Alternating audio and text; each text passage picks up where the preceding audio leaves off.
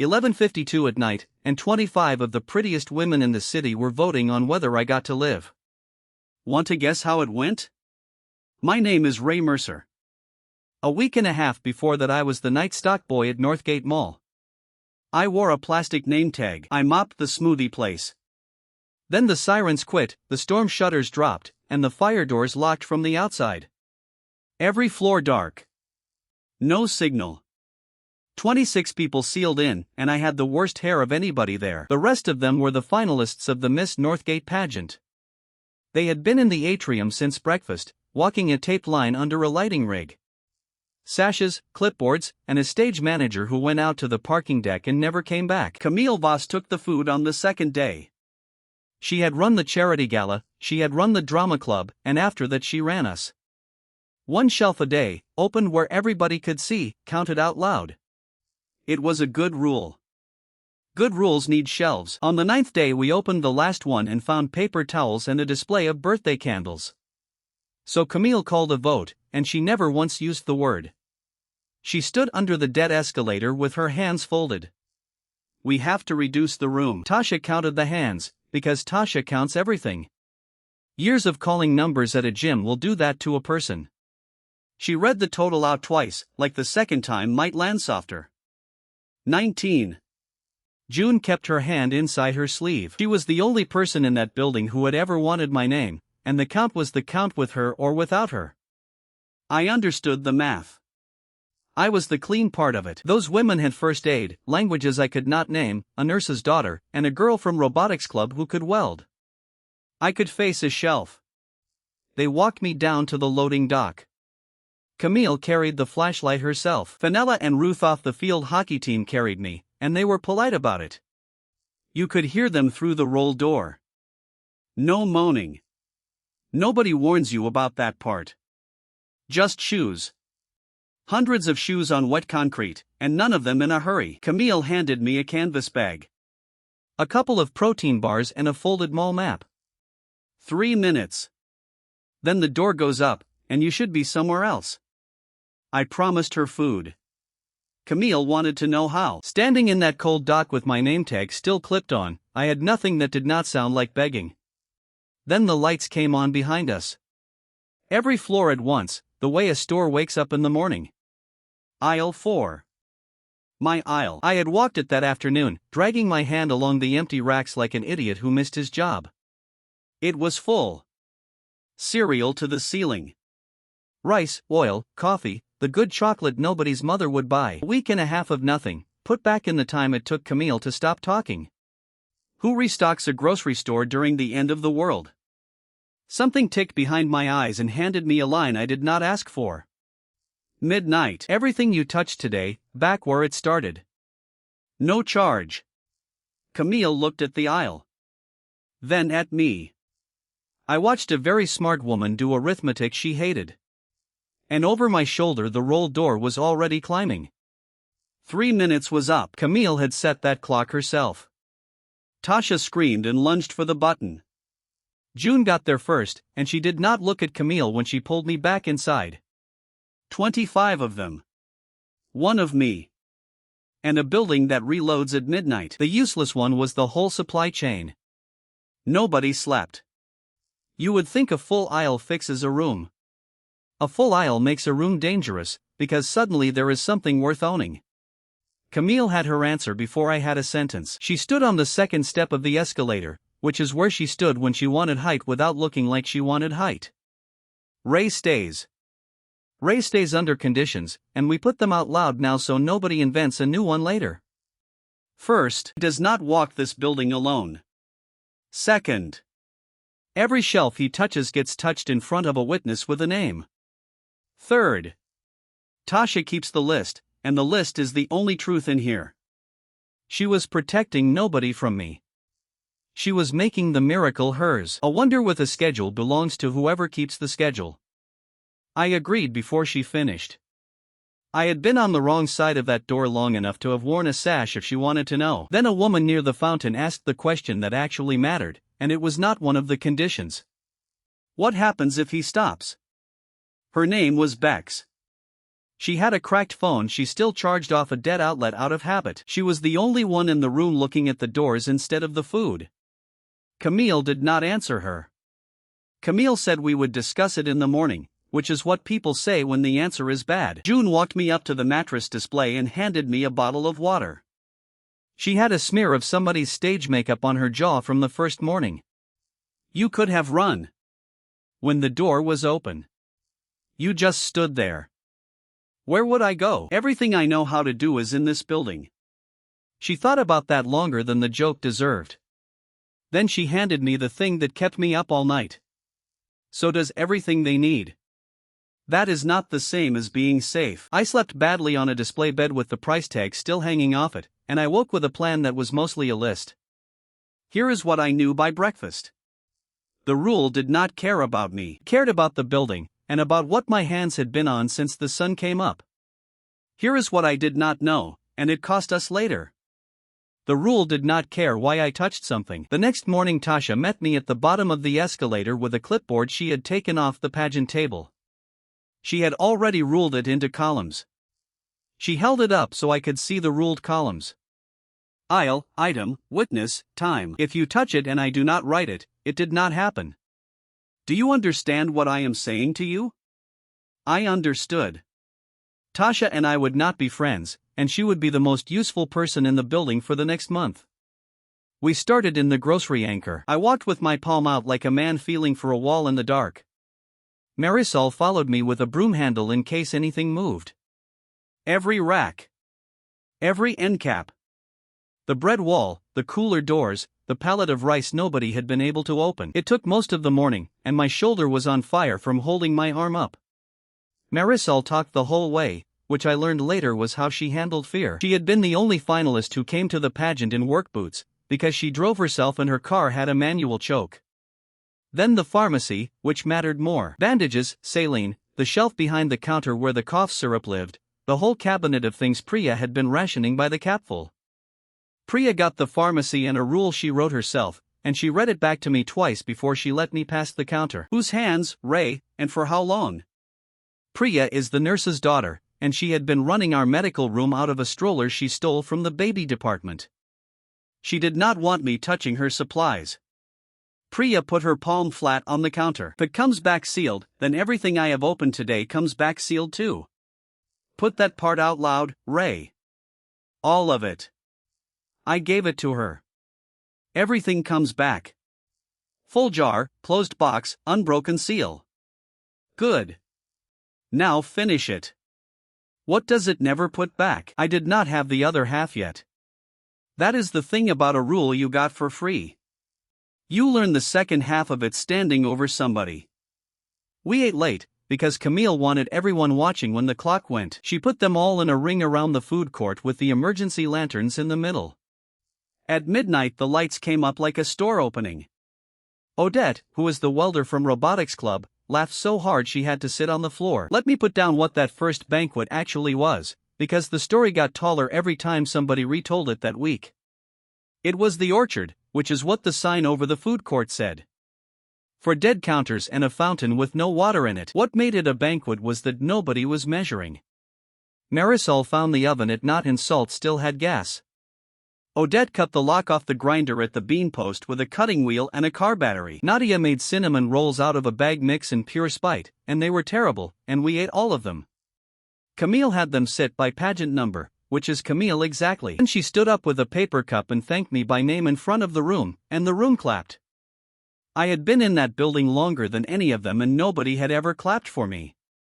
I did not stay cool about it. June found me by the fountain in the middle of the night, eating cold rice out of the bag like a raccoon. She sat down on the tile without asking. Do you know what it does yet? Or are we all just glad? Mostly glad. Then you should be scared. She went to bed. She was right by the next midnight. Camille moved on the second morning, which is her real talent. Other people process. Camille moves. She called everyone into the atrium at first light, on the taped line, like it was rehearsal. She had the clipboard already in her hand, which meant she had taken it off Tasha in the dark. News system. The list is too important for one person. Odette will keep it now. Tasha, you will be very useful on inventory. You have to see what that was. We had eaten one good meal, and Camille had already turned the miracle into a chair she could sit in. Tasha did not argue. She handed over her pen with both hands like she was giving up a knife. She went and stood at the back with the women nobody had asked to speak yet. The whole line watched it happen. Camille wanted exactly that. If she could move Tasha in front of everybody, she could move anyone in front of everybody. I did not argue either. I went and sat down on the edge of the fountain, and I put my hands in my pockets, and I left them there. All day. Through breakfast. Through the water run to the roof. Through the afternoon when Odette came around with the clipboard and asked me to please walk the pharmacy for Priya. I claimed I was tired. I sat on a bench in front of a closed sunglasses kiosk with my hands in my pockets like a man waiting for a bus that stopped running. Nobody understood what was happening until late. Then Odette went quiet, and Priya went quiet, and Camille came across the atrium at a speed that ruined the whole effect of the escalator step. I need you to touch the pharmacy. I know. Ray. I need you to touch the pharmacy. Then I woke on my mattress past midnight, and the building was dark. Every shelf in the east wing was exactly as empty as we had left it. That morning there was no breakfast. The whole line, one bag of rice from the day before, and a lot of very careful conversation. Understand the size of what I did. I did not threaten anybody. I did not make a speech. I sat down and I stopped, and the building learned what I was. Camille found me on the bench at noon. She sat on the other end of it, which she had never once done, and she looked out at the tape line instead of at me. Tasha keeps the list. Okay. That was not a request for permission. I know that too. She turned her head then. Name the thing you want. Do not make me guess. I am very tired of guessing what men want. I want you running this room. You are better at it than anyone here and I am not going to fight you for it. I want the list in the hands of the person who cannot be talked out of a number. Camille was quiet for a while. Then, flatly, Tasha would walk into a fire for a column that adds up. That is why she gets the pen. Tasha had the clipboard back before dark, and Camille handed it over in front of everybody, which cost her something. From that day on she spoke to me instead of about me, and that was the whole difference between being the miracle and being a person. The next day I got greedy, which is a soft word for what I did. I walked the whole east wing with both hands out. Sporting goods, the shoe wall, the hardware end of the home store, every doorframe I passed. Somewhere in that walk I put my hand on a shelf upright in the Farron hardware run to steady a box. One upright, steel, slotted, the kind you pull out of a rack with two people and a lot of language. That upright had been in Dana's arms since the first day. Dana went down the stall escalator when the power cut and broke her forearm badly. Priya had splintered it with a cut section of that rack and most of a roll of duct tape. At midnight the lights came up. The shelves filled, and on the third floor Dana started screaming, because the steel had gone back into the rack and the tape had gone back onto the roll and her arm was hanging in the middle of her sleep. Priya got to her first. I got there second. Priya did not look up at me the entire time she was working. She had to set it again with a curtain rod and torn shirt sleeves. Understand what happened in that hallway. The rule gave us more food that night than the room could eat in a week. It also reached into a sleeping woman's arm and took back what we had built with our hands. Priya finished the sentence for me, since I still had not found it. It puts things back.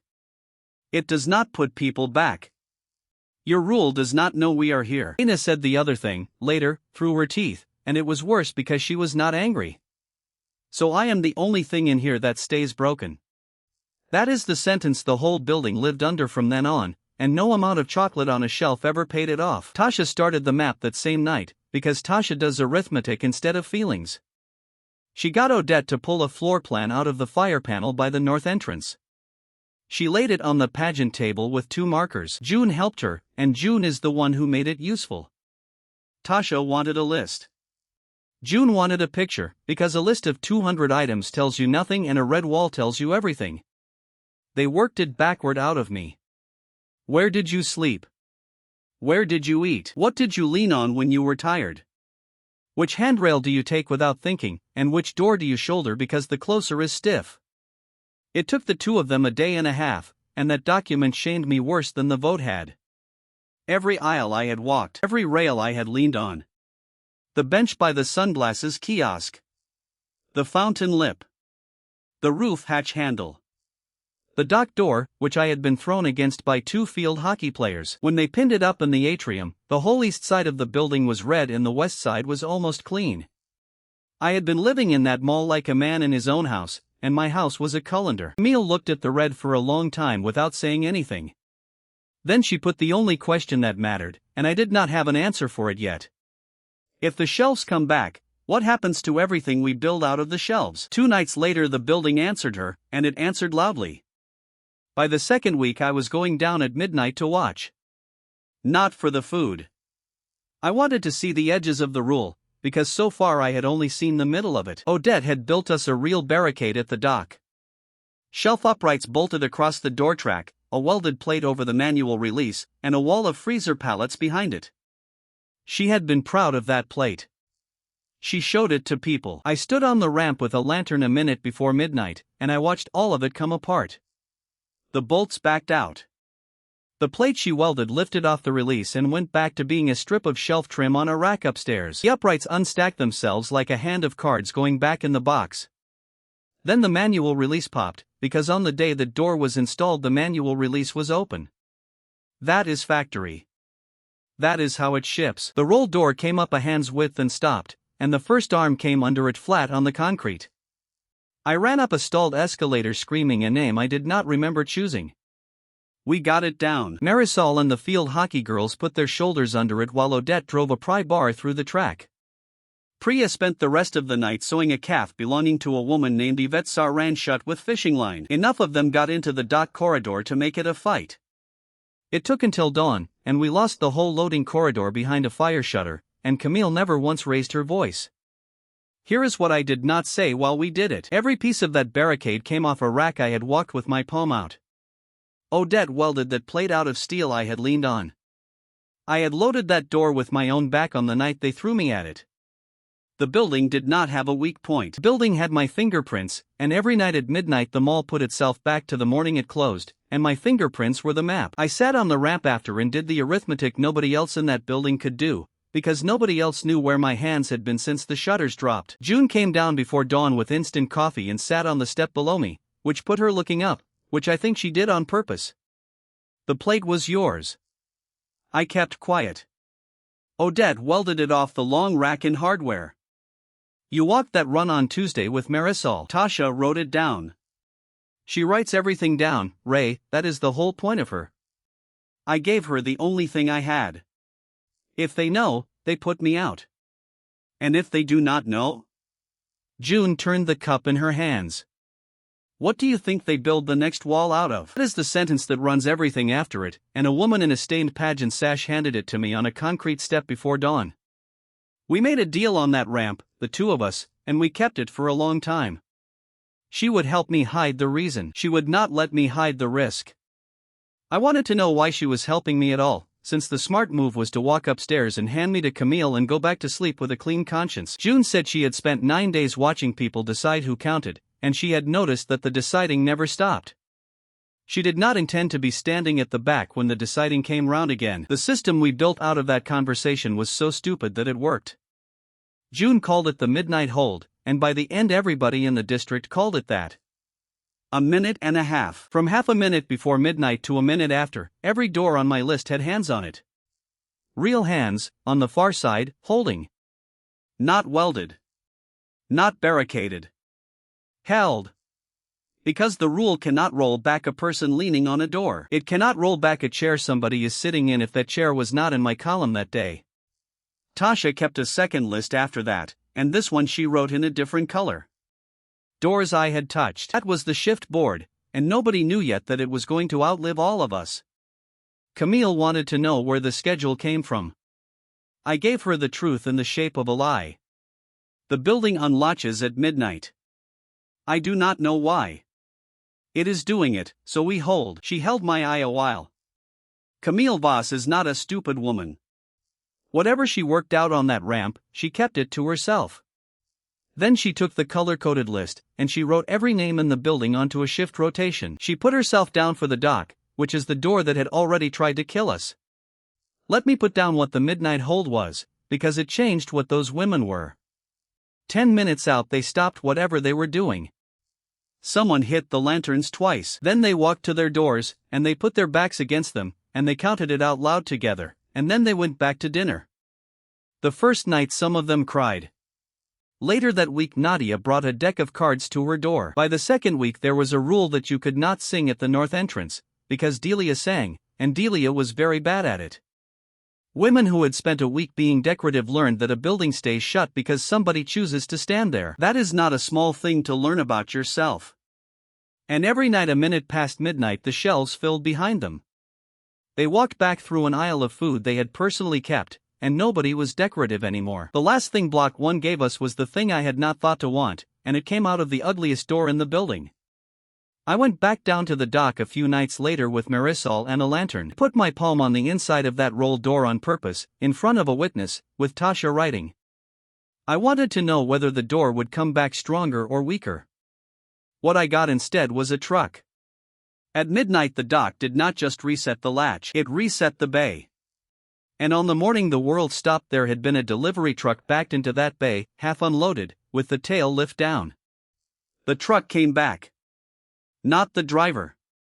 The rule never gives back anything that was alive. The truck, the pallets, the shrink wrap, the paper manifest taped to the first crate. Marisol got to the manifest first and read it off the clipboard by lantern light. Her voice went up about half an octave by the third line. Flour in heavy sacks. Cooking oil, powdered milk. 2 pallets of canned tomato that had not made it to a shelf and therefore had never been on Tasha's list of things that existed. Understand what that meant, because it is the hinge of everything that comes after. I had been thinking of my hands as a way to refill shelves. Shelves were the small half. The building had a morning, and the morning had things standing in it that no customer ever saw. Every one of those things was mine to bring back if I could remember where it stood. I sat down on the tail lift of a truck that should not have been there and started making a completely different kind of list. What was in the dock? What was in the loading corridor? What was on the pallet jacks? What was in the jewelry case, because that morning the jeweler was hours from opening and doing his count.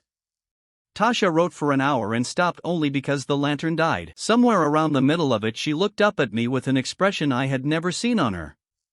You are not the guy who refills the store. You are the guy who remembers the store. Nobody in that mall slept much that night either, and for once it had nothing to do with the dead. Camille came down at dawn to look at the truck. She walked around it twice without touching anything, the way you walk around a horse you have been told is worth money. And she did the thing that made me understand why the room had handed her the food on the second day and never taken it back. She did not celebrate. She counted the doors. If the building can put back a truck, she said, then the building can put back whatever a man with a truck wanted from us. We are now the only address in this city worth driving to. I told her nobody was driving anywhere. The roads were full of the dead and the city was dark from the river to the overpass. Camille said, Ray, there is a lit shopping mall in the middle of it that smells like bread at midnight. Somebody is going to drive. We put the first real law of Northgate on the board that morning. Tasha wrote it in the second color so it would sit next to the doors. Nothing goes out of this building except food. No tools, no fuel, nothing out of the jewelry case, and never the truck. The day we trade anything else, we stop being a place that eats and start being a place that is worth taking. Bex voted against it, out loud, and she was the only one, and she said something I did not have an answer for. You have decided we are a country. Nobody asked me if I wanted to be a citizen. I want to know what happens to a person here who says she is leaving. Camille told her that nobody was a prisoner. Bex asked her to open the front doors then, right now, in daylight, and let her walk out with a bag. Camille said we would discuss it in the morning. It was already morning. Everybody heard that, and nobody said it, and that silence went into the foundation of the place along with everything else we built that week. I went back down to the dock alone before the shift board woke up. I stood at the tail lift with my hands in my pockets and did the only honest accounting I could. I had fed 25 people. I had also opened one door forever, put a hole in the corridor, taken the splint out of a sleeping woman's arm, and made a room worth robbing. The rule had not done any of that. My hands had, one surface at a time, without a single decision that felt like a decision when I made it. So I made a decision that did feel like one. I told Tasha to put me on the shift board. Not as the miracle. As a pair of hands on a door at midnight like everybody else, in a rotation, with my name in the column between Delia and Dana, where anybody could see it. She wrote it down, because she writes everything down. Then she looked at the red map on the wall and said the last thing anybody said to me that night. Do not touch the door you are holding. What we did for the next 4 days was the strangest work I have ever been paid for, and I was not being paid. Tasha and I rebuilt a Tuesday morning out of my head. 9:40. That is when the shutters came down. I know the minute because the clock over the food court stopped there, and because the fire panel logged it. Because Odette got the log off the panel with a screwdriver and a lot of swearing. So the question stopped being what is on the shelves. The question became what was standing inside this building at 9:40 in the morning, in every room, on every floor. Who was awake enough to remember it? That was me. Only me. I had come off a night shift before dawn, slept in the break room because the bus was not running. Been walking the floor with a mop bucket when it happened. The reason I was in that building at all was a man named Petrov, who had a daughter with a fever and asked me to take his Tuesday. That is the one piece of luck in this whole story, and I am not going to pretend it was anything else. Tasha wrote by floor. I talked until my throat went. The garden center had bagged soil and seed racks and no seeds worth anything, because it was February. The sporting goods anchor had a camping display built for a spring promotion, which meant tents, propane, and water filters standing in the open. Pharmacy had a controlled cabinet with a lock that a pharmacist opened later, which meant at the closing minute it was shut. It would be shut every single midnight from then on, no matter what we did to it. Understand that one, because it is the shape of everything. My hands do not open things. My hands put things back. Sometimes back is open and sometimes back is locked, and which one you get depends on what the store was doing that morning. Nobody in that building knew which was which except the man with the mop. Camille started using it the way a general uses a map. She started using me the way a general uses a bridge, which is to say carefully and constantly. We got the camping display in the trailhead first. Tents in the atrium, propane for the pretzel oven, for water filters that meant we stopped boiling everything on a fire made of shelving. Then we got the thing I should have thought about sooner, and it went badly, and it went badly in public. The pet store is on too, at the end of the corridor past Mario's shoe repair. Nobody had gone down there since the second day, and nobody had said why out loud. Delia said it. Delia is the one who sings badly and knows she sings badly and does it anyway. She was the only person in that mall who would say a soft thing in front of a hard room. She said there had been a rabbit in the window on the day she came in for the pageant. She had put her finger on the glass, and if the building put back a truck, then the building could put back a rabbit. I told her I did not think so. She asked me to try anyway. 25 people found a reason to be in the atrium at midnight that night, which tells you what everybody was actually hoping for. I walked that store with my palm out for an hour. Cages, bedding, the feed bins, the tank glass, the little cardboard boxes they sell crickets in. At midnight the water in the tanks came back clear and full. The feed bins came back to the top. The bedding came back bagged and the boxes came back folded flat. The animals did not come back. Not one. The cages were clean and stocked and empty, and the whole thing looked exactly like a pet store that had not had anything in it. Delia stood in front of the window with her hands at her sides for a long time. Then she went and got a shoebox from the shoe repair, and Marisol went with her. They buried the rabbit in the soil bags in the garden center because the ground outside belonged to the dead. I have never wanted a rule to be different the way I wanted that one to be different. Priya put her hand on my shoulder afterward, which she had not done since the splint, and she said the only useful thing anybody could have said. Now you know the boundary. Stop testing it on people who are hoping. We put it on the board in Tasha's second color, right under the doors, in words even a tired person could not misread. It does not give back anything that was alive. That line saved lives later, and it cost us one, and both of those are further along. Bex called her meeting the next morning. She called it properly, on the taped line, with Camille standing there, because Bex had been paying attention to how power worked in that building. We have a truck that cannot drive and a store full of tents. We have food forever. So somebody explained to me, in front of everybody, why the front doors are still down. Camille told her the doors were down because the dead were on the other side of them. Bex said the dead were on the other side of them yesterday and would be tomorrow, and that was not a plan, that was a wall. A wall with a food supply behind it is a very comfortable prison, and she wanted to be counted as somebody who noticed. Then she went for the thing that split the room. I have a sister on Fenwick. 2 miles. I know she is alive because she is stubborn, and every night I stand at a door for 90 seconds so that 25 women can eat cake. Not one of you has asked me what I want. Nadia said what everybody was thinking, which is that Bex would die on Marrow Avenue in under an hour. Bex said that was hers to spend. Camille put it to a vote, which was a mistake, and I think she knew it was a mistake while she was doing it. Did it anyway because she had promised the room that everything went out loud? 6 hands for opening a door. 19 against. The same number as the night they voted me out, which Tasha noticed and wrote down and did not say. So the doors stayed down and Bex stayed in. She went back on the shift board that night and held her door and counted out loud with everybody else. I am going to be careful here, because it would be easy to make her the villain of what comes next. She was the only person in that building who kept asking the question the rest of us had agreed to stop asking. We had all decided that being fed was the same as being free.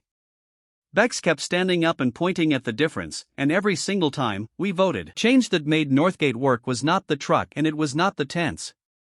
It was the morning I stopped using my hands for anything except walking. Understand my problem, because it is the only real problem I ever had in that building. I could fill any shelf in the place. I could not keep one thing I built. Every wall I helped raise came down at midnight. Every splint, every weld, every bolted plate, anything my hands went near went back into the box, which meant I could never be the one who did the work. I had to be the one who decided what work happened, and then keep my own hands off it while other people worked. So I built a workshop instead of a fortress. Odette got the whole hardware anchor and 2 people who could hold a grinder without crying. She stopped welding anything of mine and started welding out of stock she pulled herself, off racks Tasha marked clean. She was better at this than I was, and she got there faster. Within a week she had a chalk line down the middle of her floor. Left side was mine and infinite. Right side was hers and permanent. Priya got the pharmacy in 2 columns. Tonight and forever. Anything I touched went in the first column and got used up before midnight. Anything that had to last got carried out of my column by somebody else's hands and lived on the right side of Odette's chalk. Tasha got 2 lists, a folding table in the middle of the atrium. By the 3rd week people were lining up at that table like it was a bank. Camille got the shifts, the meals, the midnight rotation, and every argument in the building, which she settled standing up in under a minute. And I walked most of every day with my palms out, aisle after aisle, a lantern, a witness, and a woman with a broom handle behind me. That was my whole job. I was a hand on a wall. It is a strange thing to be the most important person in a room and also the least useful. I got very good at carrying nothing. The fashion show was Nadia's idea, and I said no to it twice before I understood what she was actually proposing. Nadia had been the favorite to win that pageant. She had a garment bag in the atrium with her name embroidered on it. On the 9th day she cut it up for rags without a word, and nobody but Delia noticed. She came to me with a page torn out of a store planogram. She had done arithmetic all over it in eyeliner pencil, because we were out of pens that were not Tasha's. The department store. Sunbelt. 4 floors of clothing that comes back every night. Wool. Canvas. Leather belts. Nylon strapping by the mile. Which meant anything they cut up before midnight was free forever. Nadia had run that math while the rest of us were still being careful with a bag of rice. So we cut. We cut coats into wraps for the door shifts, because standing on cold concrete in the middle of a February night is its own kind of injury. We cut belts into door straps and nylon into rope and the whole formal wear floor into sleeping bags. Then Nadia made everybody model it, because Nadia intended to remain a finalist and there was no longer anyone in the world to stop her. On the taped line, with the lighting rig they never got to use, run off Odette's battery bank, 1 lamp at a time. 25 women walked that line and cut down woolen hardware store gloves while Delia sang badly on purpose. Camille kept a straight face longer than I expected and then gave up. I sat on the floor at the end of the runway with my useless hands in my lap. I laughed until my ribs hurt, and I understood that I was never going to be able to leave these people. That is the thing nobody tells you about a siege. It is mostly boring, and the boredom is the enemy, and Nadia beat it with a runway made of price-tagged carpet and one working lamp. The roof was Camille's, and it was the last good day before everything that follows started. We got up there through the maintenance stair on 4, which I knew about because it is how you take out the trash. It had a hatch at the top that a contractor had unlocked at the closing minute on a Tuesday and never come back to lock. That hatch matters more than any other object in this story. Put a pin in it. From the parapet you could see the whole district. Narrow avenue running north until it went under the overpass. The river a dull gray line. The Fenwick apartments, a tower of dark windows. Not all dark. That is the thing that changed the shape of the war we had not started yet. Marisol saw it first, because Marisol has the eyes. Third floor of Fenwick, 2 windows with something orange moving behind them. A fire, in a room, that somebody was tending. Then Odette found another one out east, a steady white light that had to be a lantern with a reflector. Then Tasha, who had brought her clipboard onto a roof because of course she had, started counting and got well into double figures before it got too dark to be sure. 9 lights. 9 rooms with somebody in them, inside the ring of that overpass, close enough to walk to in a morning if the streets were empty, which they were not. Bex stood at the parapet and did not say anything at all, and looked east at Fenwick, and I watched Camille watch her. Then the wind came around and Delia said the thing that made everyone go quiet, and she said it like a joke, because that was her job. Do you think they can smell us? We had a pretzel oven running on propane. We had lanterns on 4 floors and a lighting rig for a fashion show. We had been throwing off heat and light and the smell of bread into a dead black city for 2 weeks. Camille turned around and started down the stairs before anybody else moved, and she was already talking, and she was already making a list. From tonight the lights come down to 1 floor after dark. The oven runs at noon and never after. Ray, how many doors are on that red map that face the parking structure? I said all of them. The whole east face is loading in service. That is the side of a mall nobody is supposed to look at. Camille said, then that is the side somebody is already looking at. She was 4 days early. She would never admit to being frightened on that roof, and she moved us onto a war footing 4 days before there was anything to fight. Every single thing she did in that window was the reason we survived the month. Warren came on the 16th day, in daylight, which was his way of showing us he could. He walked up the front apron with his men behind him and a bullhorn in his hand. He stopped at the glass and waited until he had an audience, and he got one. He was old enough to have run something before all this. Work boots, clean jacket, a clipboard of his own, which I hated him for immediately. He looked like a man who had found the end of the world convenient. My name is Warren through the horn. I run the depot. You have been shining like a lighthouse since the shutters dropped. How is that done? The depot was the home improvement anchor on the far side of the parking structure. Big orange box, its own entrance, its own loading yard, connected to us by a service tunnel nobody had opened. He had taken it on the 2nd day with a crew and a chain. Since then he had been the only stock in the district, and he had been buying people with it. He explained the deal with the patience of a man who had explained it to a lot of hungry people.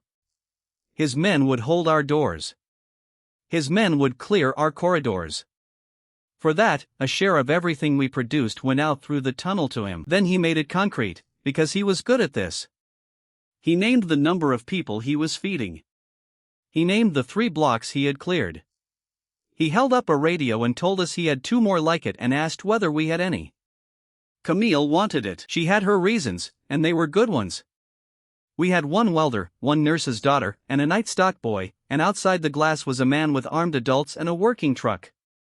I refused. It came out fast enough to be rude, and Camille's head turned, and I had to put the rest of it in front of everybody. If we take his men, we are a supply depot with an owner. He does not want to guard us. He wants to be the one who decides who eats. Warren heard all of it through the glass. He did not get angry. He wrote something on his clipboard, which was worse. Warren leaned in until the glass fogged. You are the boy from the stockroom. I have been asking around about a mall that fills up at night. Nobody could explain it. Now that I have met you, I think you are going to explain it to me eventually. Then Bex went out the side door. She had a bag packed. That took me a day to accept. It had been packed since the vote, and she had held her door every night since anyway. She walked past me and gave me the fairest line anyone gave me in that mall. Did you ever once wonder whether I wanted to stay? You just started feeding me. Warren put his jacket around her shoulders in front of all of us. They walked back down the apron together, and he never even had to ask. That is how you lose someone. Not in a fight. You lose them in the gap where a question should have been. Delia cried. Nadia went and stood at the glass until they were out of sight. Camille went back inside and reset the shift board for 25 names instead of 26 without saying a word about it, and that was somehow the worst part. Camille found me on the bench that night, and she did not sit down. He is going to come back with a reason we cannot refuse. Be ready faster than he is. I asked her what she would have done. She said she would have taken his deal, run it for a month, learned his supply lines, then cut him out, and that I was probably right and definitely slower. Then she said the thing that told me what she actually was. He knows there is a trick, does not know it is a person. As long as he is looking for a machine in a basement, you have time. The jewelry counter was the last thing I opened before the world came to our door, and it taught us what we were not going to be. Halvern and Sons, first floor, between the escalators. On that Tuesday the jeweler had been hours from opening and doing his morning count, which means the case was unlocked, the tray was out. The safe in the back was standing open. I touched the case, the tray, the safe frame, the counter, the little velvet risers. I did it with Tasha and Camille and nobody else, at Camille's insistence, after dark. At midnight we had more gold in that room than the district had seen in a generation. It came back every single night, and it would come back every night until the concrete fell in.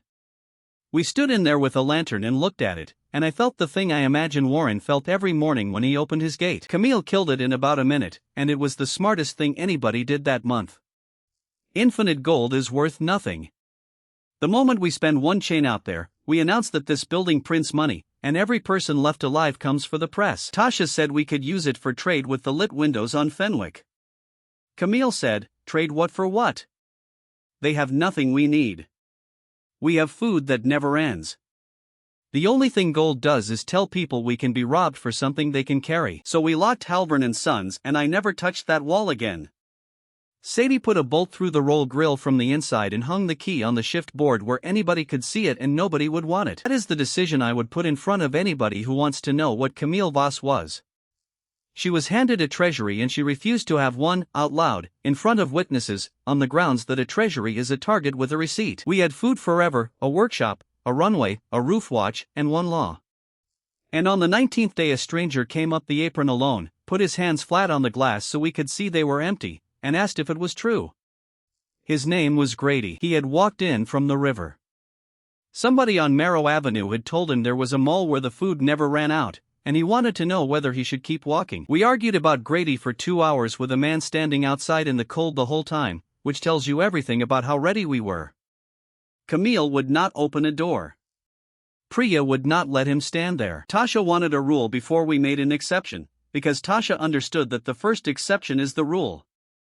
Sadie solved it, and until that afternoon most of us could not have told you which one Sadie was. She had spent 2 summers at Cut Right, the key kiosk by the food court, cutting spares and fixing purse clasps.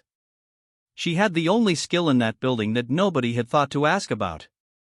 She said the pharmacy had a pickup window on the outside wall, a slider with a 2-way tray, so a person in a car could get a prescription without anybody opening a door. Nobody had to be let in. Nobody had to be turned away. You put the bag in the tray and you turn the tray. We fed Grady through a drawer, and he sat down on the apron and ate with his back to our wall and the whole dead street in front of him. Then he asked whether he could come back Thursday. Tasha wrote his name down. That was the first line of the book that ended up running the district. Warren's answer came the next week, and he never touched the building. He put the word out. Every block from Marrow Avenue to the river heard the same sentence, and the sentence was true, which is what made it a weapon. Northgate has food that never runs out. They started arriving on a Tuesday morning. A handful at the north entrance. By dark there was a line of them on the apron with blankets, and by Thursday I could no longer count it from the balcony. That is the trap, and it took me days to see the shape of it. Warren could not outsupply me. So he turned my supply into a crowd, and a crowd at a glass door is a sound, and sound is what the dead follow. By the end of that week we were holding the north entrance in daylight, which we had not had to do, because a crowd talking outside a door will bring the street to you. Camille wanted the shutters down and the lanterns off. She put it to the room with her hands flat on Tasha's table, and half of them were with her before she finished. We cannot feed a district. We can feed a district for 1 week and then we are a district. Districts have politics, and politics is how everybody starves slowly instead of quickly. So what is it you think is coming through that glass? She wanted to know. Because I think it is people, and people is worse. She was not wrong. She was solving the wrong thing, which is the only mistake Camille Voss ever really made. Our problem was never the food. We had a building full of food and a boy who could put it back. Our problem was that a lit building full of it, with the doors shut, is the most hated place in a dead city. I said that out loud and it landed badly, and Nadia said the thing that turned the room. She said it while cutting nylon strapping and never looked up. In 3 weeks the story out there is either they fed us or they watched us. Pick which one you want people saying when they are deciding whether to break our glass. So we ran the window. 1 bag per person. Names in Tasha's book. Nobody comes inside, nobody gets searched, nobody has to say please. Priya stood at the glass with a marker and a stack of paper sacks and did not ask anybody what they had done to deserve it. It worked better than anything else we ever did. I want to put down why, because it was not generosity. It was that the window had a schedule and a rule, and hungry people can wait if the wait is honest. The line at Northgate never turned into a riot because the line at Northgate always moved and always ended the same way. Halvorsen brought her own bag back, folded, every time, because she had decided that was the rule. Ellis Rennie from the Fenwick apartments started showing up an hour early to move the barrier cones we had put out, without being asked. Grady walked in from the river twice a week for his mother, Ottilie. On the 4th visit he asked Priya whether we needed anything. Priya, who had not slept, said we needed hands at midnight, and Grady said what time. That is how the district got onto our shift board. Not through a treaty. Through a man with nothing to trade offering the only thing he had. Priya put the second rule on the board that same week, in her own hand, under the doors and under the line about living things. We can feed you. We cannot fix you. Because that was the shape of it. A bag of rice came back every night. A crushed foot did not. Every person in that line who needed a surgeon instead of a sandwich got a sandwich, and Priya carried every one of them. She started keeping a third column that Tasha did not write. It was the list of people she could have saved with a working hospital. By the end of that winter it was longer than the shift board. Warren let the window run for a week and a half before he did anything about it. Then he did the smartest thing he ever did to us. He did not attack the line. He taxed it. His men set up on Marrow Avenue at the Dunmore overpass, which is the only route from the riverside that a person can walk without crossing open ground. They did not rob anybody. That is what made it work. They took a third of what was in the bag and they gave you a paper chit and they told you the chit was good at the depot for a day of work, and the whole thing was polite. So a woman would stand in our line for 2 hours, take a sack from Priya's hand, and a third of it to a man in a clean jacket a mile down the road, and Warren fed his crew on food he never had to grow, find, or fight for. Halvorsen was the one who told us. She came to the window with her folded bag and her share already gone and she was so ashamed that she would not look at Priya, as though it were her fault. I stood in the atrium that night and understood something about free that I have been chewing on ever since. Free is not a thing you can hand out. Free is a thing that has to survive the whole trip. What I was making was not free food. It was food that became somebody's toll the second it left my hand. Camille wanted to stop the window until it was solved. Tasha wanted to send it out at random hours so the tolls could not hold a schedule. Marisol wanted to go out with the pry bar, and she meant it, and we did not let her. Odette solved half of it in an afternoon with a paint gun from the hardware anchor. She sprayed every sack with a stripe. Then she cut a stencil and put Northgate across the stripe in letters you could read from a moving car. If your sack is striped, it came from us and it is not payment for anything.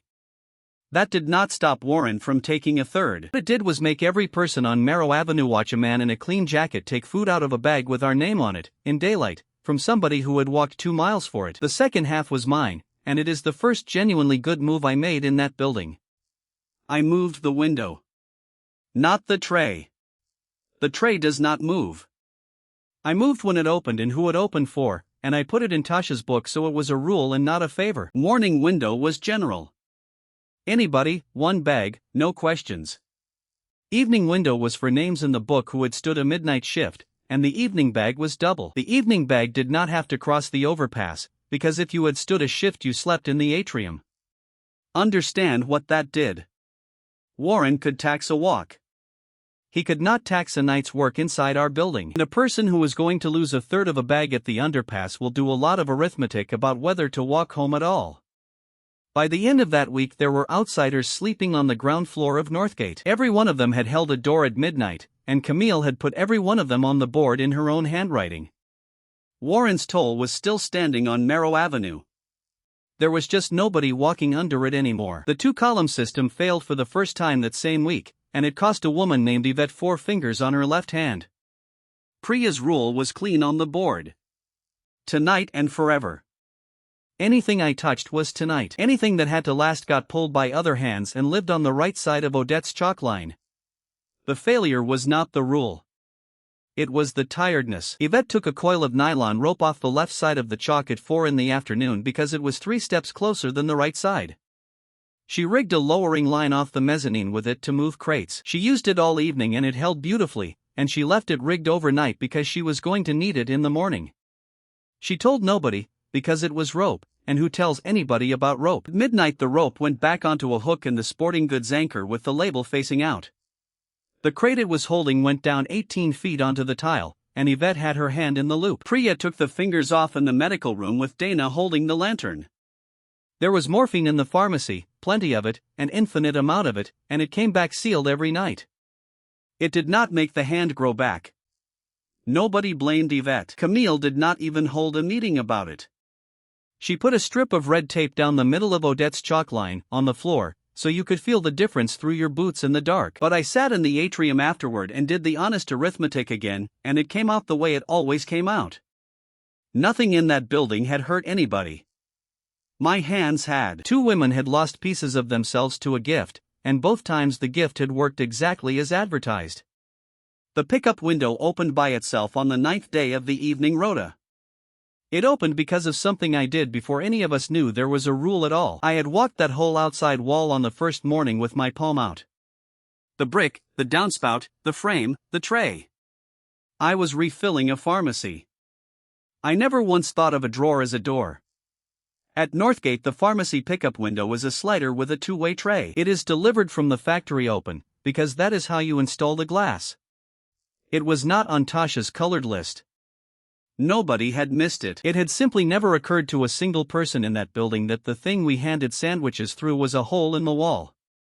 A minute past midnight it opened itself, and it stayed open, and there were outsiders asleep on the ground floor a stone's throw away. Yvette was closest, because Yvette had taken the graveyard end of the medical corridor since she stopped being able to hold anything. She got the fire shutter halfway down with one hand before her arm gave out. Odette got under it with a pry bar to hold the track while Marisol cranked. The shutter came down on her right hand, and she did not let go of the bar. I want you to understand what she did, because I watched it from the mezzanine and could not get down in time. She had a choice between her hand and the track. She chose the track and she made the choice out loud. They came up the corridor, then more through the window. The only thing that saved that building was a woman with a broken hand holding a shutter track long enough. We lost the entire East Food Court. The pretzel oven, the propane, 2 of the water filters, the tents we had set up for the outsiders and everything in them. Grady lost his coat and a man named Ellis lost most of his left ear, and one of the outsiders, a man Tasha had written down as Cass Halstead, went out through the window and did not come back.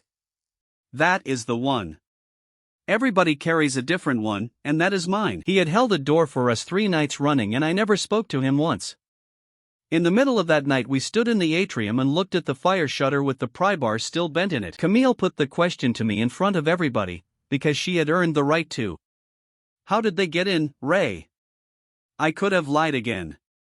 June was standing at the end of the row with her jaw set, and she would have let me. That is the thing about her. She would have let me, and then she would have been alone with it. So I put it out loud to the whole room. Every night this building goes back to the morning it closed. Not the shelves. The whole building. Every door, every latch, every wall we built, everything my hands have been on since sunrise. I gave them the rest of it while nobody moved. The dock door on the first night. The plate Odette welded. The pickup window. The building does not have a leak. It has a map, and the map is me. Nobody shouted. I had braced for shouting, and what I got was worse, which was Odette sitting on the floor holding her own wrist and working it out in real time and then saying, "So the shutter was mine, then?" The track was mine. It held because you never touched it. Yes. And the window was yours. Yes. She looked at her hand for a while. Then she said the sentence I have carried out of that building. Good. Then I know which half of this place is worth building on. Tasha found her pen before anybody found a word. She turned to a clean page.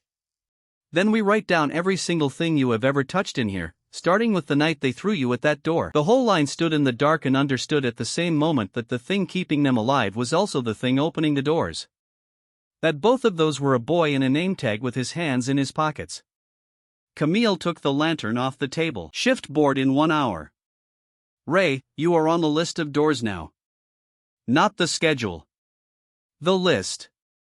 It took Tasha and June a day and a half to finish the real map. I stood next to it while they pinned it up and did not say anything at all. Every aisle. Every rail. Bench by the sunglasses kiosk. The fountain lip. The roof hatch handle. Both sides of the dock. The whole outside wall of the pharmacy, in a red stripe 2 feet wide, with the window drawn in as a square. There is a version of this story where they put me out that night. It is not a worse version morally, and I have never been able to argue myself out of that. What actually happened is that Camille wrote a new law on the board underneath the other two. Tasha read it out to the ground floor at breakfast so the outsiders would hear it in the same words. The doors open at midnight. We know which ones. Everyone in this building stands a shift, and nobody stands alone, and nobody is ever again the only person who knows something. That third clause was aimed at me and everybody knew it. I put my hand up and agreed to it in front of the room, which is the closest thing to an apology I was ever able to offer that place. Warren knew within 4 days, and he knew it from Bex, and I have never held that against her. He had watched the dock door come up on the first night. She had watched Odette's plate come apart. She had stood in the atrium when Delia buried the rabbit and heard me say the word alive out loud. She had all the pieces before she left. She just did not have a reason to hand them to anybody until we gave her one. We gave her one by never asking her a question. What she carried to him was not the whole rule. That matters. She gave him the half she had seen with her own eyes, and the half she had seen was the doors. So Warren built his model out of it, and his model was wrong in exactly the way that killed him. It was wrong because we had not let Bex see the other half. His model was simple. The boy from the stockroom opens things. Touch, midnight, open. That is why the dock came up, that is why the plate fell off, that is why the drawer let the dead into a corridor with sleeping people in it. Which meant Warren spent the next month doing 2 things. He started sleeping behind doors I had not been near, in a room he chose off a floor plan, with a man on the handle. And he started thinking of me as a key. Not a supply. A key that walks, that can be picked up and carried and pointed at a door. That is the day the war stopped being about food. He did not want a share of our bread anymore. He wanted the hands. Camille worked it out before I did, off nothing but the change in his behavior, which is the kind of thing she noticed the way other people notice weather. He has stopped asking for a percentage. Men do not stop asking for a percentage because they got polite. Then she stood in front of the red map for a long time with her arms folded, in that coat she wore until it fell apart. She put her finger on the far corner of the plan where the parking structure meets the service tunnel. His gates. What happens to his gates? That is the hinge of this whole story. It was a woman in a torn evening coat pointing at a corner of a floor plan at 2 in the morning. Warren had built his kingdom the way anybody builds one after the world ends. He had a big orange box full of stock. He had chain and padlock and welded plate on every way into it, and he had men standing in front of the plate. None of that was there at the closing minute. On the day the shutters came down, the depot was a store. Its roll gates were up, because it opened at 7 for contractors. Its stockroom door was on a magnetic latch. Its padlocks were in a bin by the register with the tags still on them. I could not steal one kin from that man. I could take away the entire idea that anything in there was his. I said it out loud in the atrium with Tasha writing and the whole shift board listening, because of the third clause. Because I was not going to be the only person who knew something again. Then Sadie, who had solved the window and gone back to being the quietest person in the room, put her hand up and improved it in one sentence. Every lock in there came out of a box. Boxes have keys. If the padlocks go back to the bin, the keys go back in the bin with them, tagged, in pairs. Marisol laughed out loud. Odette, one-handed, went and got the tunnel plan off the fire panel without being asked. And Camille, who had spent a month refusing to spend anything, looked around that table and made the first offensive decision of her life. We are not going to take his store. We are going to hand it to the district and let him watch. The service tunnel runs under the parking structure. Concrete, no lights, low enough that Odette had to walk it with her chin down. We had not opened our end. Warren had not opened his. Both of those facts were about to stop being true. Sadie named it the throat, because of the way sound came out of it, and the name stuck the way her ideas always did, quietly and completely. We spent 3 days planning a walk. That sounds absurd. It was the most careful thing I ever did. Tasha built the route off the fire plan and the tunnel map, in her second color, with a time written beside every corner. Odette drilled us on it one-handed with a piece of chalk on the tile. The plan had one rule and Camille said it twice. Nobody touches anything except Ray, and Ray touches nothing that holds food. That was the whole strategy. We were not going to take his store. Taking his store means holding it, and holding it means men, and we did not have men. We were going to unmake the idea that it was a store at all. Sadie went first because she was fastest and because she knew what a lock looks like when it does not belong to the door it is on. Marisol went second with the broom handle she never once put down. June went third with the map. I went last, because my hands were the whole point and everyone in that tunnel knew it. Odette stayed home with her wrist in a sling and hated every minute of it. She stood at our end of the throat for 4 hours with a lantern so we would have something to walk back toward. The depot at night is the largest room I have ever been afraid in. Racks to the ceiling. Warren had lit the front with camp lanterns and left the back dark, because the front is where he did business. I put my palms on everything. Not the food. Never the food. The gate track at the garden entrance. The rolling grill at the contractor door. The stockroom latch. The chain vault where he kept the good stuff. The lot bin behind the register, tags and all. June counted the doors out loud behind me so Tasha would have a list. Every time she said one, my stomach turned over, because I understood what we were doing to that man. We were not going to fight him. At midnight we were going to hand every hungry person in the district a key to his house. He was going to wake up an ordinary man standing in a store. There was a bad minute near the chain vault. 2 of his crew came through the front on a walk-round with a flashlight. We lay down in the aisle behind a pallet of bagged concrete and did not breathe. Marisol had my collar in her fist the whole time. Sadie counted their steps under her breath, which is how we knew they turned at the seasonal aisle and went back. We got home through the throat with an hour to spare. I did not sleep at all. At midnight the depot came apart, and we could hear it from the second-floor balcony. Chain hitting concrete. The garden gate rolling up in its track. A grill going home into its housing all at once, which is a sound like a train. Somebody outside laughed in a way that had nothing funny in it. By dawn there were people walking out of that orange box with lumber and propane and camp stoves. Warren's crew stood in the lot and did not know who to point at. Brady came to the window that morning and told Priya the whole thing through the glass while she filled his sack, and his hands were shaking. He had not taken anything. He had walked in to see whether it was true. He stood in the middle of the aisle where a man used to charge him a day of work for a can, and he walked back out. I asked him why, later, when he was on our board. He said he did not go in there to get lumber.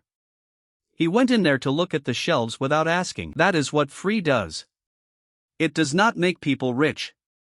It takes away the reason anybody had to kneel. Warren understood it faster than I wanted him to. He did not come to the glass with a bullhorn. He did not send anyone. For 6 days there was nothing at all. Camille kept the shifts full and would not let anybody call it winning. She had Tasha read the door list out loud at every meal, which annoyed everybody, and which was the only reason we were standing when it came. I asked her what she was waiting for. He has lost the thing that made men obey him. So now he needs a thing that makes me obey him. She was right about the shape and wrong about the person. He did not come for her. They took Priya and Odette off the Larkin Street run at dusk on the 7th day. It was a supply walk, not a raid.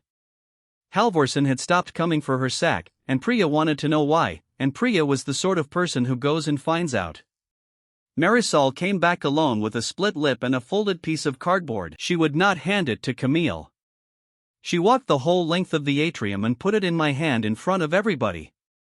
Warren had written it in carpenter pencil, in block capitals, like a man used to labeling lumber.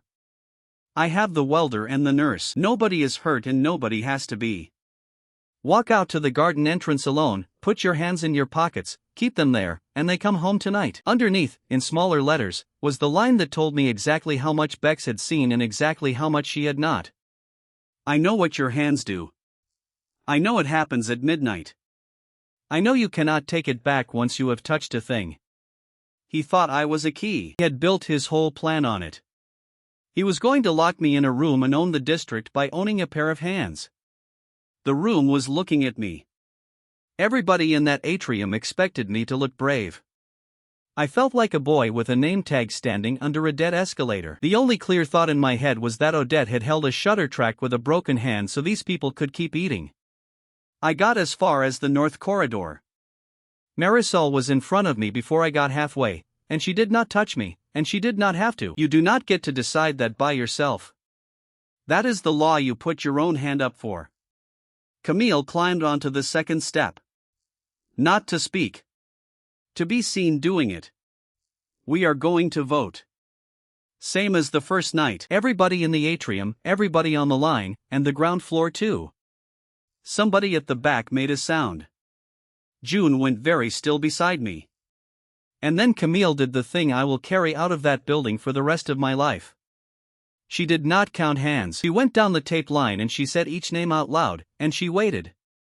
She made every single person answer with their mouth while the whole room listened.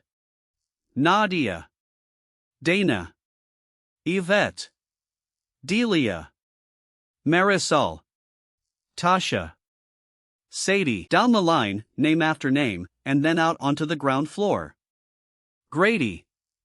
Ellis. Halvorsen. Every outsider who had ever held a door. Nobody got to hide a hand in a sleeve, because there were no hands in it. She started with herself. Camille Voss.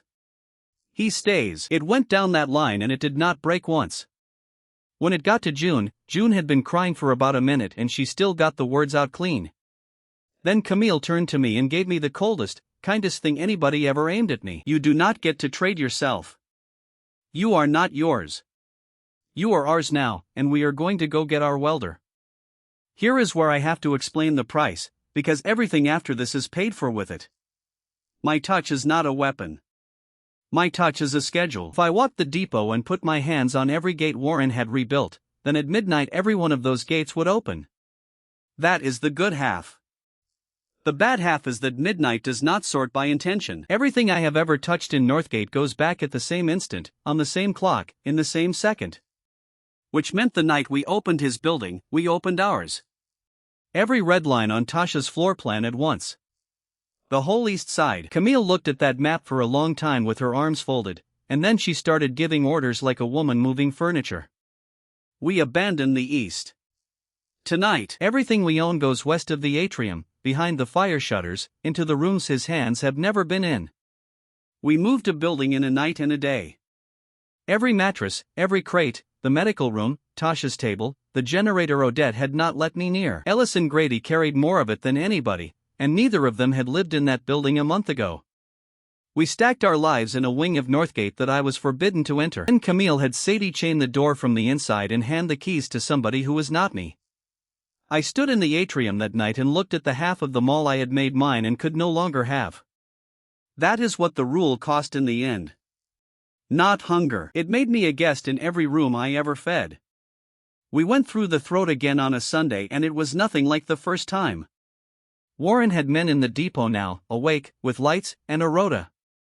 He had rebuilt every gate, new chain, new plate, a bar across the contractor door that he had cut himself off a rack of pipe. He had done all of it in the better part of a week, which told me he had been afraid since the morning the district walked through his aisles. A man who is not afraid does not build twice. Sadie got us in through the garden side, because the garden gate padlock had been in the lockbin since our first visit.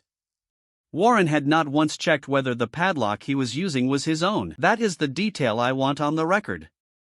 He rebuilt his whole perimeter out of hardware that already belonged to a bin. I walked that store with my palms out and men talking 2 aisles over. Marisol had my collar in her fist so she could pull me down without a word. June marked the route on her map with a pencil and never made a sound. Contractor grill. Stockroom latch. Both yard gates. The chain vault. The office.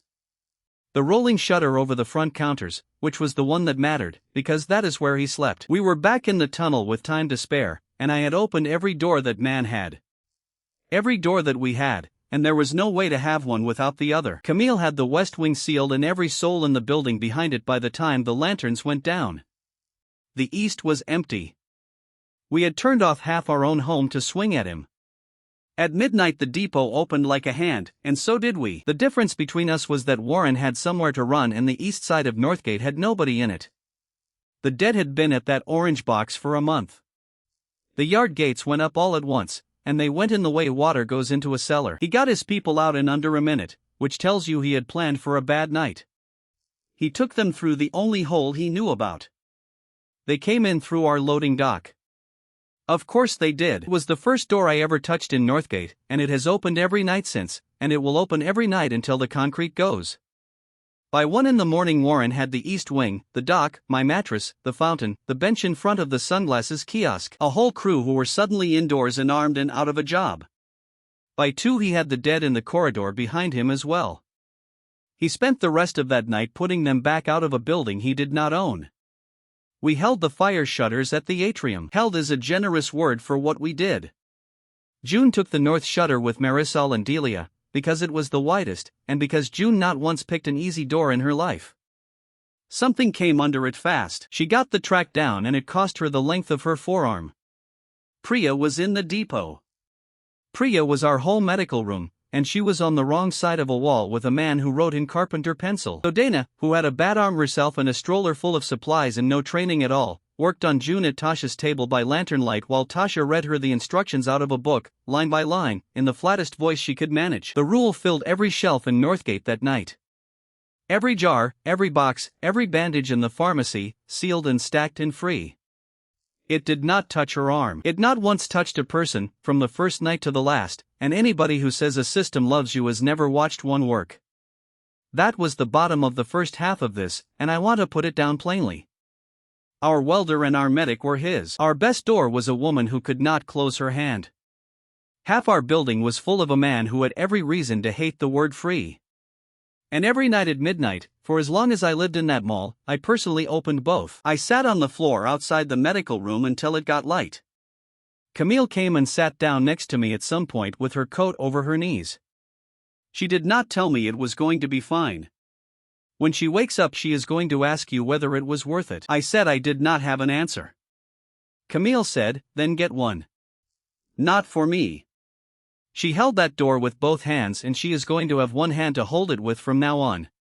She will still take the shift, and you had better know why by the time she asks. Then she went and put herself on the north shutter for the rest of the night, which is a thing she never wrote on any board. We lived with him inside the building for 9 days, and I would not wish that on anybody. A mall is a street with a roof. The atrium is the crossroads, and both of us needed it, and neither of us could hold it. So we made a line out of fire shutters and stacked pallets, and his people stood on one side and ours on the other. In between there was a strip of tile about the width of a road. Nobody shot at anybody. I want to be plain about that, because it was not mercy. It was arithmetic.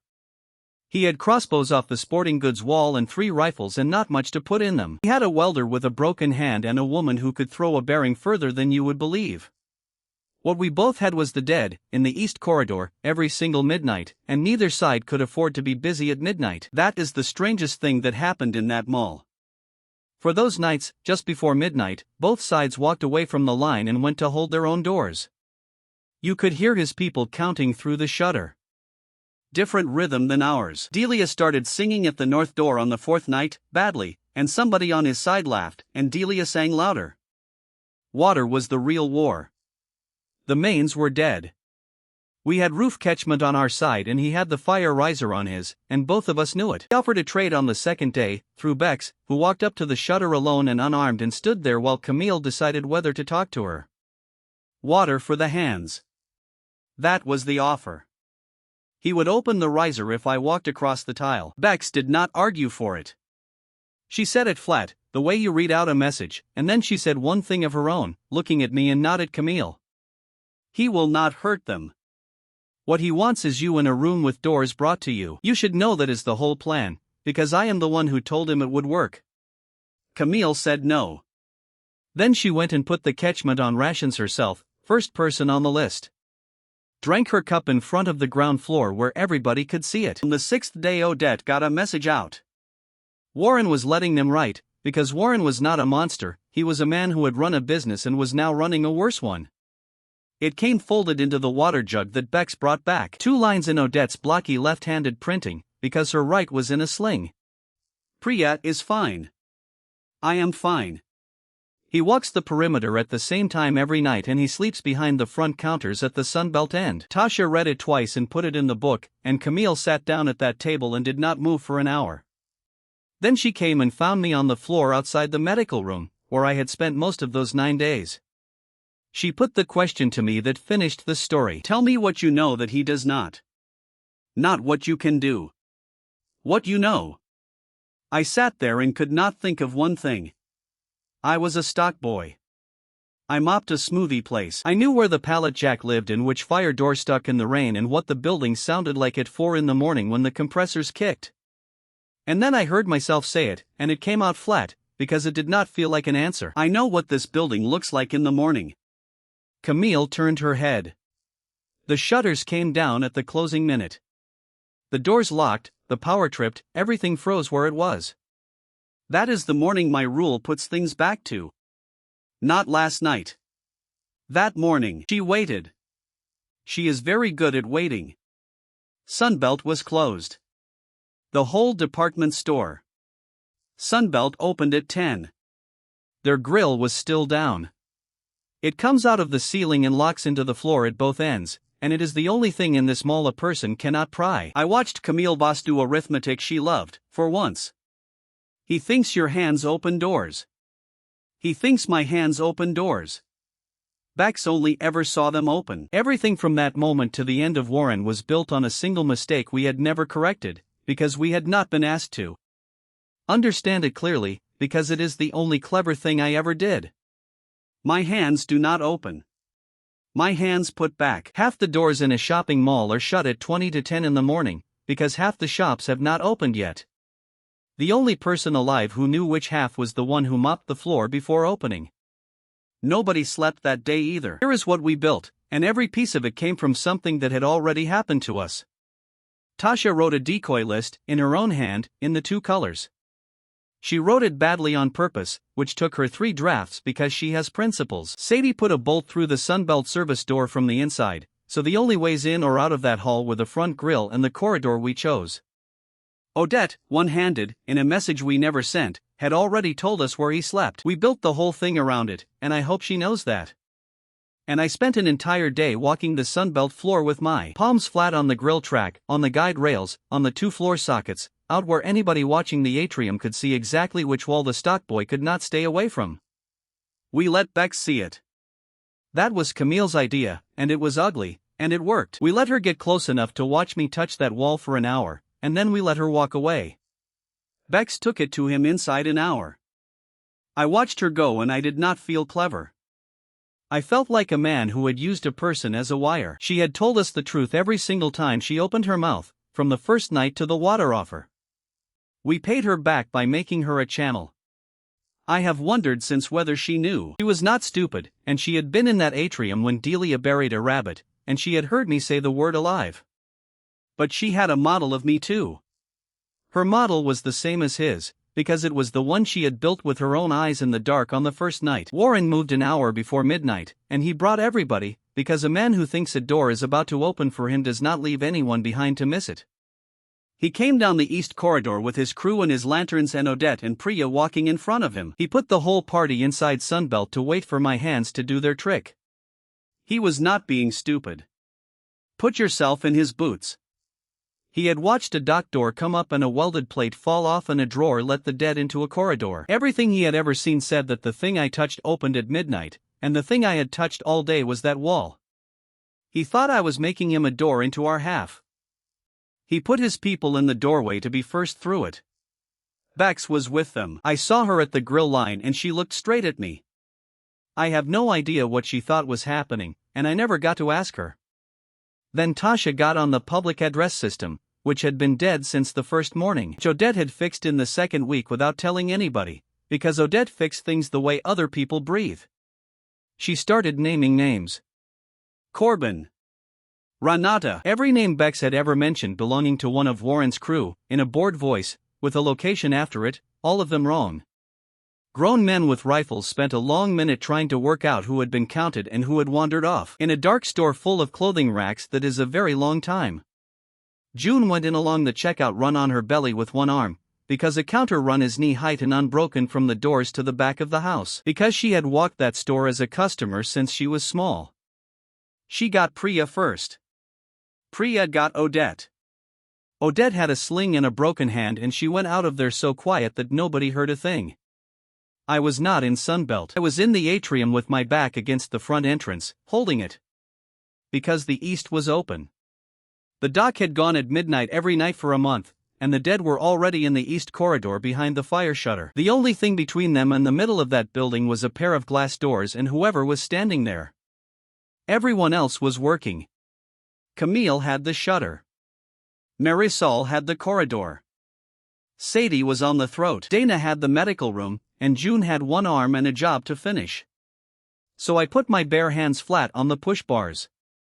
I knew exactly what it cost while I was doing it, which is the only part of this whole story I am proud of. I stood there and felt the metal go warm under my palms and did the arithmetic and kept holding. A minute and a half. That is what the hold is. That is what June needed. I could hear them on the other side of the glass. Not through it. You feel it in the bar. Door with the dead against it has a pressure that comes and goes like breathing. Delia came and stood next to me half a minute in, without being asked. Put her back against the other leaf, and started counting out loud because that is what we did. She got to the end of it and then she started singing. Badly. On purpose. And I laughed with my hands on a door I was destroying forever, and that is the last good memory I have of the first winter. Then the lights came up all over Northgate, and the shelves filled. Away down the east corridor the Sunbelt grill came out of the ceiling like a curtain at the end of something and locked itself into the floor at both ends. 9:40 in the morning. Store closed, grill down, keys in the manager office, the whole room exactly as a department store looks before anybody opens it. Warren was inside a sealed hall the size of a church with lanterns, his whole crew, a rack of winter coats. No food at all, because Sunbelt had never sold any. Fisk's people outside the grill had a different night. They had a corridor with the dead in it and a woman in a torn evening coat standing at the fire shutter with a clipboard. Camille did not make a speech. She never does when it counts. There is a shift board. Wick is on the north doors tonight and she is short too. There is a bag at the window for anybody who asks. You can take a door tonight, or you can take the parking lot. Nobody here is going to make you kneel for a can. Corbin went first. Renata was second. Most of them were on the board before the corridor was clear, because very few of them had ever wanted to work for Warren, they only wanted to eat. Otto and Simone came over at dawn together and asked whether the bag was really a bag, or whether there was a second conversation later about what the bag cost. Tasha showed them the book. Every name, every date, every sack, going back to Grady. No second conversation. That book did more work than every weapon in that building. We opened Sunbelt at first light on our terms, with the fire shutters set in Marisol on the corridor. Warren walked out of that store into a building where nobody needed anything he had. That is the whole of his punishment, and I have not wanted a better one. Nobody hit him. Nobody read anything out over him. The thing his power stood on stopped existing. He had to go stand in a line at a window and say a name to a nurse who had every reason to spit. He took the bag. He said thank you, because he was not stupid, and Priya wrote him down, because she was better than all of us. Bax did not come out with the rest. He had gone through the service door before Sadie bolted it, sometime in the afternoon, and she was 2 miles away before any of it happened. She left a note on a card from the jewelry counter, on Tasha's table, where somebody would find it in the morning. It said, "You people keep voting on me. Tell my sister I got out on my own." Nobody had voted on her that week. That was the whole point of the note, and it took me a long time to understand it. Here is what it cost, and I want the number named, since June says I skate past this part. The front doors of Northgate open every night at midnight. Both leaves. All the way. For as long as that building stands, because a stockboy put his hands on the push bars for a minute and a half in February. We are not a fortress. We were never going to be one. A fortress is a wall somebody built, and every wall I ever touched went home at midnight. So we became a place with a shift board instead. The shift board got longer that week than it had ever been, because Warren's crew were on it and the district was on it and Warren himself was on it by the end of the month. He works the throat now, which is what Sadie christened that tunnel and what everybody calls it. He is good at it. Some nights I still catch myself watching the back of his head. June asked me the question a week or so later, in the medical room, with her arm wrapped and propped in Dana changing the dressing. Was it worth it? I had an answer by then, because Camille had told me to get one, because I had spent the first those days on a floor working it out. No. Not the arm. Nothing is worth your arm, and I am not going to stand here and do the arithmetic where it comes out even. I said the other half too, because it was the true half, but it bought Priya, and Priya has been in that medical room every day since. The reason you still have the rest of the arm is that she was in the building when they carried you in. June thought about it. Then she said the thing that ran the whole back half of this story, and she said it while looking at the ceiling. Then stop calling it free. We had a good week after that. Genuinely good. Window ran twice a day, the board was full, Odette got her sling off and started teaching Ellis to weld left-handed alongside her. Nadia put on a second show and made Warren carry the lighting rig, which he did, without comment, in front of everybody. And on the 9th night of that good week, standing on the roof with Marisol on the parapet watch, we heard a diesel engine come up the overpass and slow down and idle for a while over the top of us, and then drive away east. Not a car, a truck with a working alternator and a driver who could afford to stop and look. Marisol said what all of us were thinking, and she said it without taking the binoculars down. Somebody just did to us what we do to a shelf. They came and counted what was here. Her name was Imogen Cray, and she came up the apron alone in the middle of the afternoon with her hands out of her pockets and a spiral notebook under her arm. She was maybe my age. Wool hat, good boots, a causeway patch sewn onto her sleeve by somebody who could sew. She asked for Camille by name. That was the first thing that frightened me. I would like to speak to Camille Voss, and she said it the way you say it at a front desk. We fed her through the window and she ate the whole bag sitting on the apron with her back to our wall, exactly the way Grady had. Then she stood up and asked whether she could count our doors. Camille let her. I want to say that was a mistake and it was not. Ray was going to count them from the parking structure anyway. Letting her do it in front of us bought us the shape of what she wanted. She walked the outside of Northgate with Marisol beside her, and she wrote in that notebook for 2 hours, and she put exactly 3 questions. How many people sleep inside? How much do you hand out at the window in a day? What happens here at midnight? Camille answered the first 2 honestly, because both were already visible from the overpass. She answered the third with the same line I had given her months before. The building unlatches. We hold the doors. Cray wrote that down without any expression at all, and then she said thank you and walked back down toward the river. Marisol watched her all the way to Bellamy Bridge with the binoculars. Tasha put her name in the book. Cray. No sack. Counted our doors. Causeway held the bridge. That is what they were, and that is all they were, and it turned out to be enough to run a city. Bellamy Bridge is the only crossing between the falls and the docks that a truck can still use. Whoever holds it decides what moves. They had held it since the second week with about a crew and a fuel depot on the east bank. Their leader was Adele Vaughn, out of the Ardley Depot, and she had been a regional logistics manager for a grocery chain, which is the single funniest and most terrifying fact in this entire story. The woman who beat Warren without ever meeting him had spent 11 years moving pallets of milk around a state on a schedule. She came herself 4 days after Cray, and she came in a truck. She parked it on the apron with the engine running so we could hear what it was. Then she shut it off, which was louder. Vaughn was small and gray and completely calm. She had a folder. She stood at the glass and asked Camille whether we would rather talk through a door or across a table. Camille said table, and Odette and Marisol went with her, and I was not invited. I found out afterward that Vaughn had opened by putting a page on the table with our own numbers on it. Sacks per day. Names in the book. Shifts held. All of it inside 10%. Cray had counted us from a notebook in 2 hours. Vaughn had turned it into a supply chain on paper before she ever got in the truck. The offer was not a threat, and I am not going to pretend it was.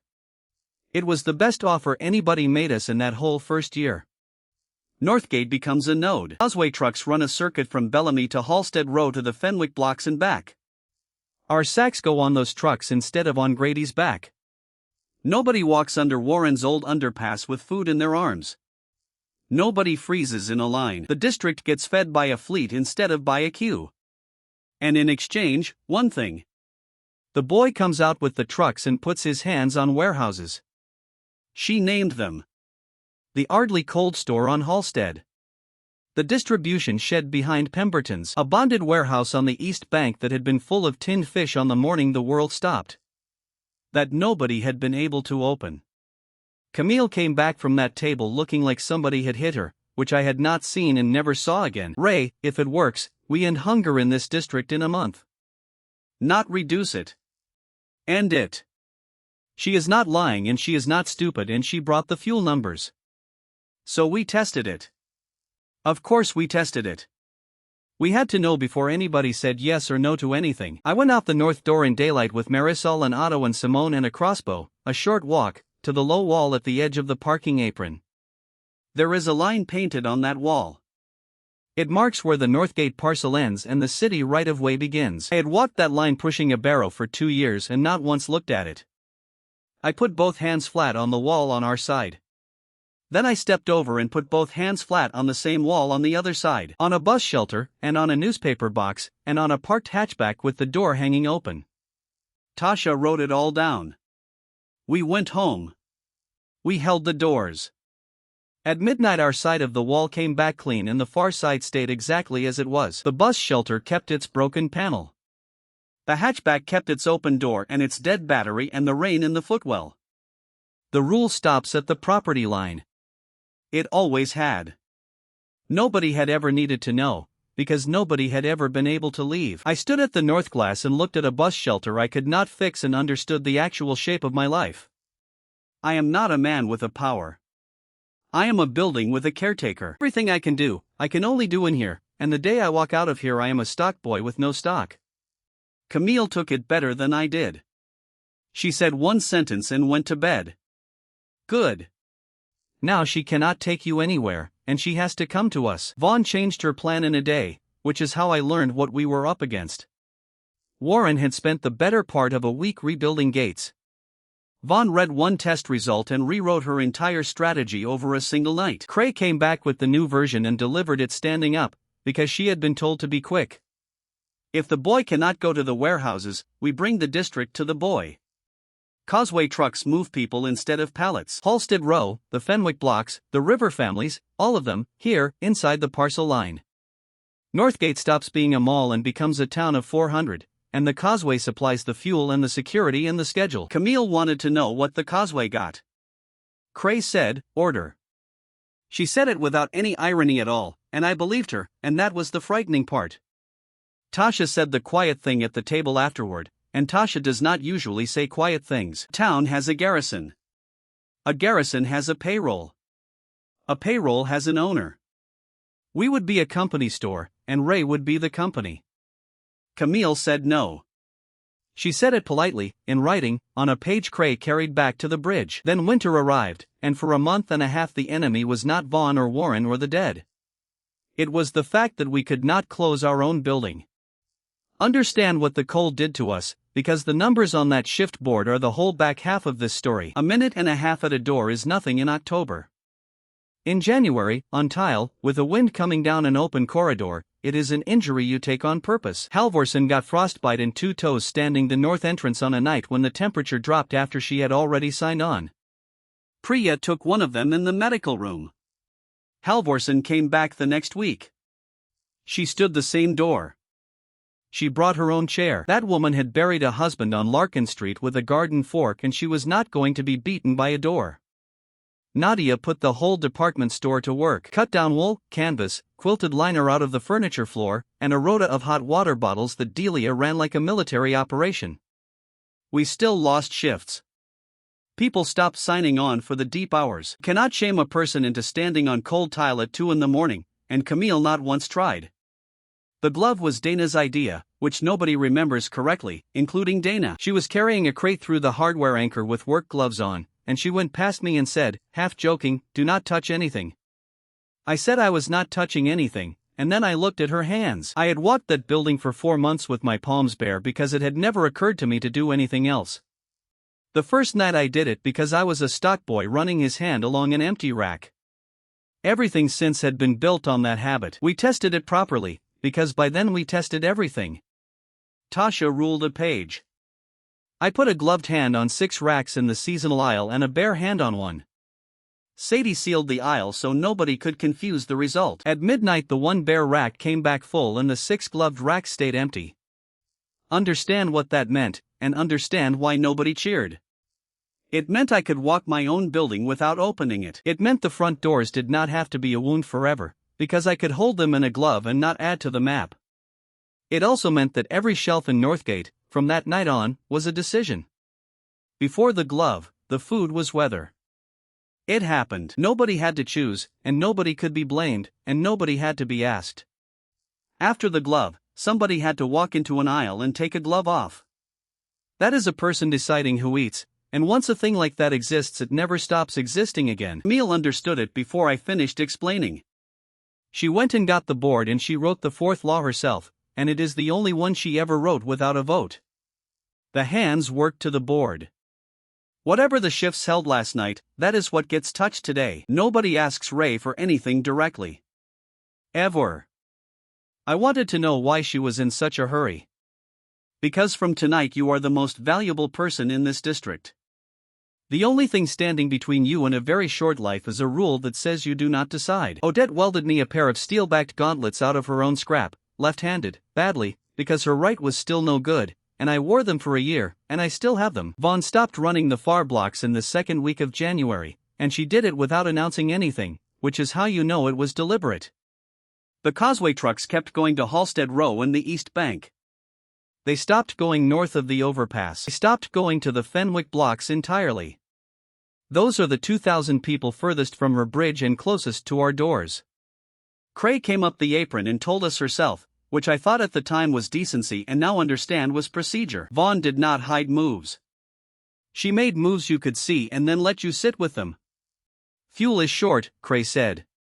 We are consolidating the circuit. Anybody north of Marrow is welcome to walk to Bellamy. Nobody north of Marrow was going to walk to Bellamy. Bellamy is 4 miles through the underpass where Warren used to run his toll and where nothing had improved since. They walked to us instead, off Corliss Street and Quarry Lane and the Ridings. All of them. Within days our line went from a queue you could count to a queue that went around the parking structure and doubled back.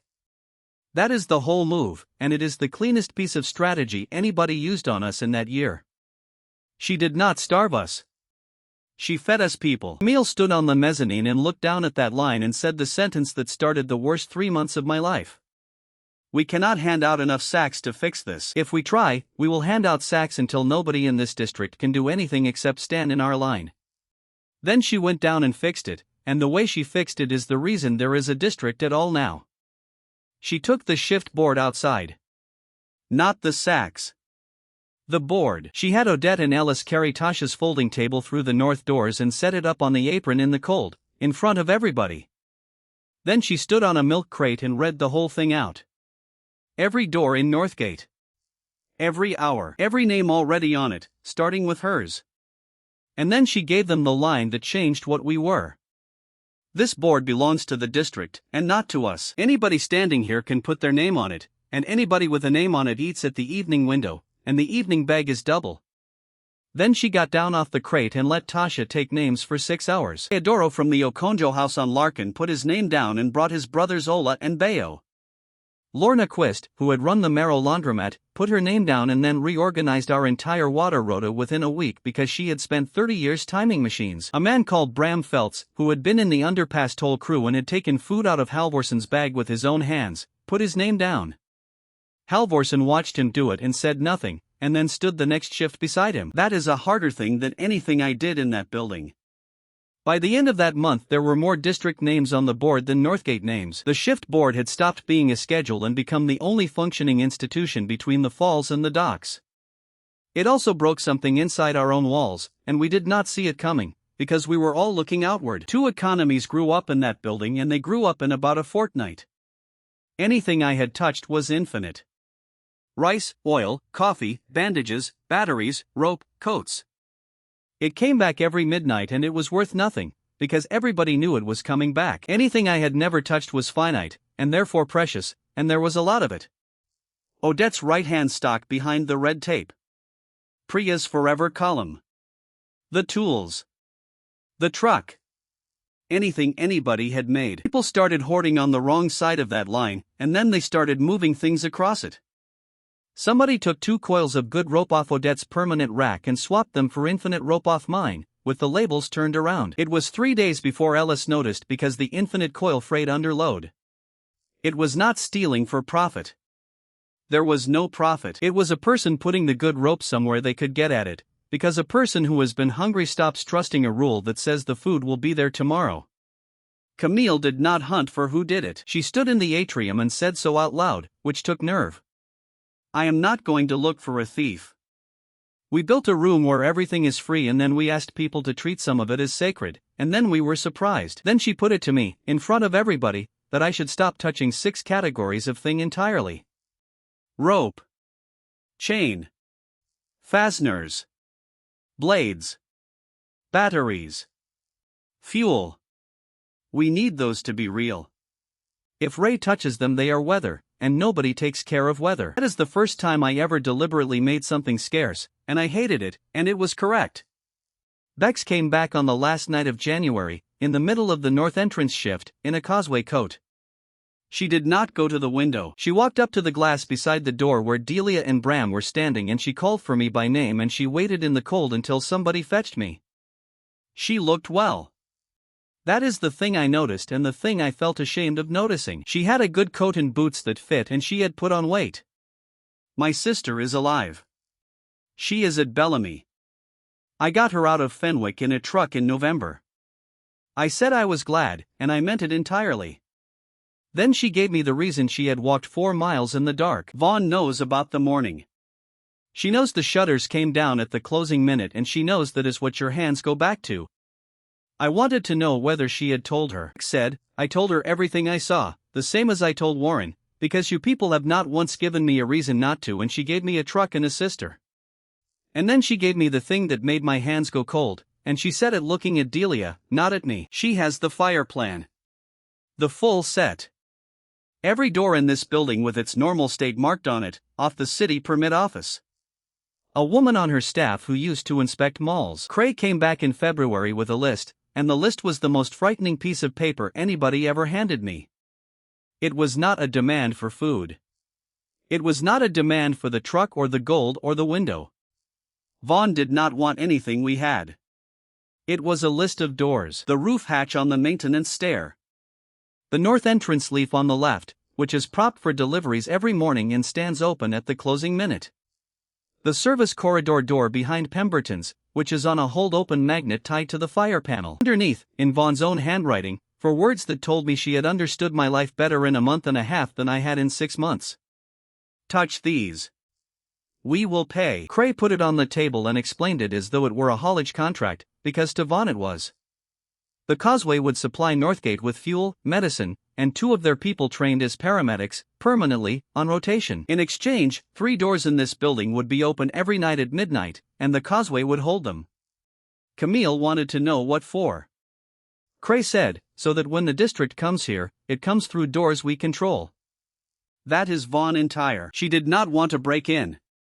She wanted to be the one holding the gate on a building she did not own, because the person holding the gate is the person the district thanks. Camille said no, and this time she said it fast, and Cray did not seem surprised, and Cray left the paper on the table on purpose.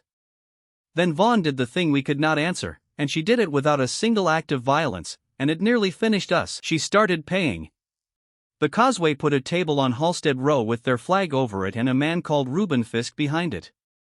Fisk offered the same work our board offered, plus fuel, plus a tin of something, plus a bed indoors on the east bank. Not for holding a door, for holding a causeway door. Same hours. Same cold. Better bag. Teodoro went first, and Teodoro was ours, and he had brought his 2 brothers onto our board in the autumn. He came and told Camille to her face, standing up, which cost him something. My mother is on the east bank. I have been walking past her building twice a week to stand in your atrium. What would you do? Camille told him to go, and shook his hand, and put a line through 3 names. Then went and sat in the stairwell for a while, which she had never done. Within a fortnight we lost more than a third of the board. Bram went. Lorna stayed but her sister went. The Okonjo boys went together. Nobody was angry at us. That was the worst of it. They came and explained, one at a time, politely, and every single explanation was correct. Camille lost her first argument in that atrium at the end of the month. She lost it to Otto, of all people, who had come to us out of Warren's crew and had not missed a shift since. She wanted to match the causeway wage by doubling the evening bag again. Otto stood up and said the thing that ended it. You cannot pay me more of a thing that never runs out. Do you understand what I am telling you? A double bag of infinite rice is the same as a single bag of infinite rice.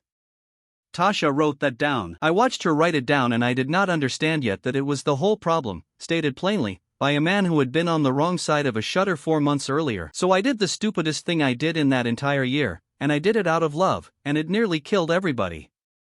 I decided to outgive her. If the causeway could pay better than us, then we would make paying meaningless. I would flood the district. Not sacks, not a window. Everything, all at once, until nobody in the North End needed anything from anybody. I took the gloves off and I walked that mall for a week and a half like a man trying to wear out his own hands. Every aisle. Both anchors. The seasonal warehouse, camping display. The pharmacy, twice a day, until Priya stopped writing it down. Camille let me, and I have to include that, because it would be easy to make this my own private error. She let me, because she had lost the argument and had nothing else, and Camille without a plan is a thing I saw exactly once. We put out 2,000 sacks in a week and a half. We put coats out, blankets, batteries, propane, boots, water filters, a whole pallet of the good coffee. For about a week it was the best thing any of us had ever been part of. Grady cried at the window. Delia sang on the apron in daylight and people sang back. And by the second week, the line stopped coming. A thing you can get any time is a thing you get later, and a thing you get later is a thing you stop planning around. A person who does not have to plan around you does not come and stand in your building at midnight or board emptied.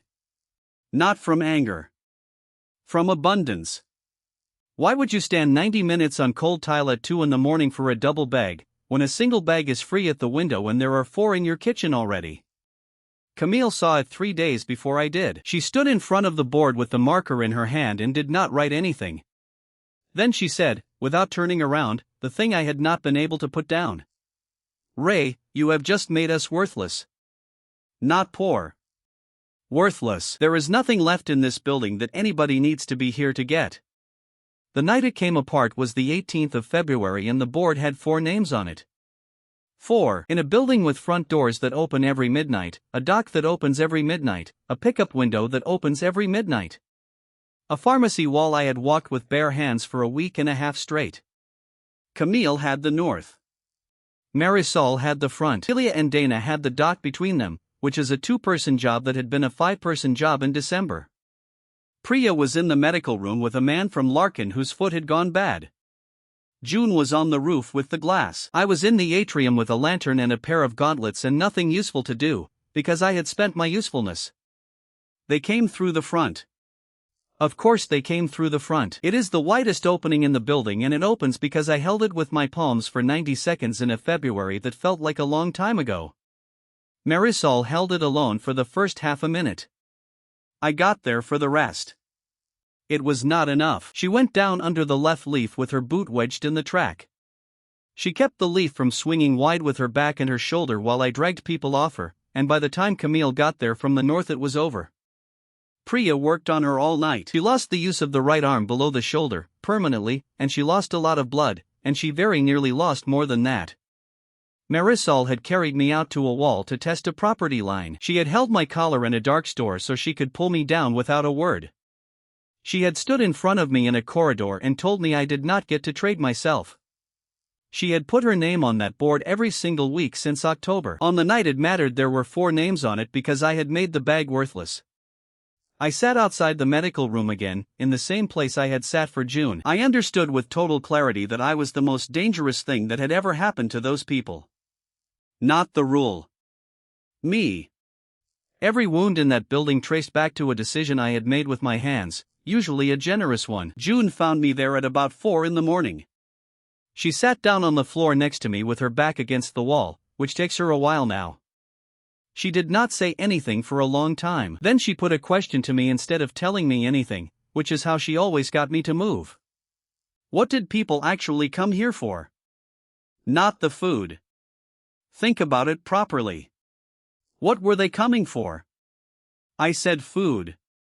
She said no. Grady walked in from the river twice a week for 4 months. Halvorsen stood adore on frostbitten feet. Bram put his name on our board in front of a woman he had robbed. Was any of that about rice? I did not have it. She gave it to me. They came because there was somewhere to be. There was a board with their name on it and a job at midnight and people who noticed if they did not turn up. And she said the sentence that runs the rest of my life, and she said it looking at the ceiling with one arm in her lap. Your rule gives back things. Only people give back time. You have been handing out the thing that costs you nothing and calling it generosity. I asked her what I was supposed to do.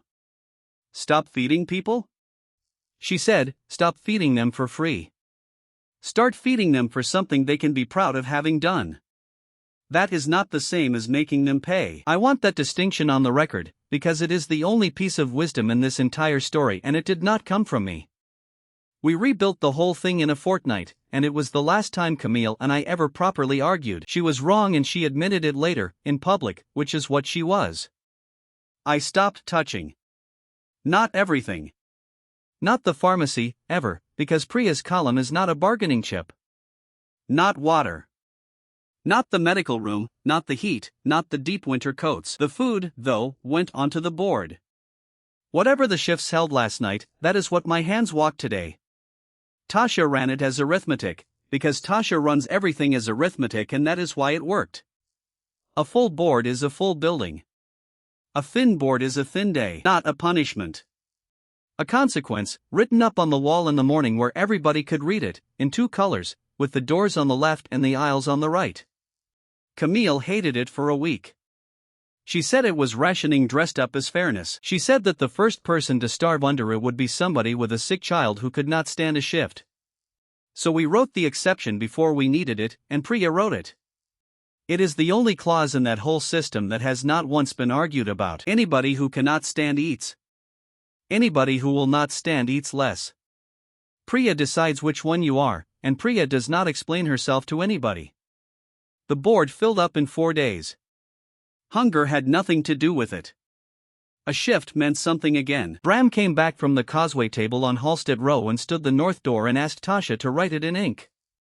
Teodoro came back in March with his mother, and the Okonjo boys came back with him, and Lorna's sister came back. By the fall we had more names than doors and Camille had to invent a second rota so people would stop turning up on nights they were not on. That is the thing Vaughn never understood, and she was cleverer than all of us, and it beat her in the end. She thought we were selling food. We had stopped selling food in February. From February we were selling a reason to walk 4 miles through a dead city in the dark. There is no fuel depot on the East Bank that can match that price. Vaughn came herself in the second week of March, alone, in the truck, and she came to speak to me and not to Camille. Camille said yes before I could, which is how I learned that she had been expecting it for a month. We put a table in the atrium because Vaughn had asked for a table the first time and Camille had learned something from that. Tasha sat at the end with the book open. Nobody else was in the room, and everybody in the building could hear. Vaughn is small. I have said that. She took off her coat and folded it over the chair back and sat down like a woman with an appointment.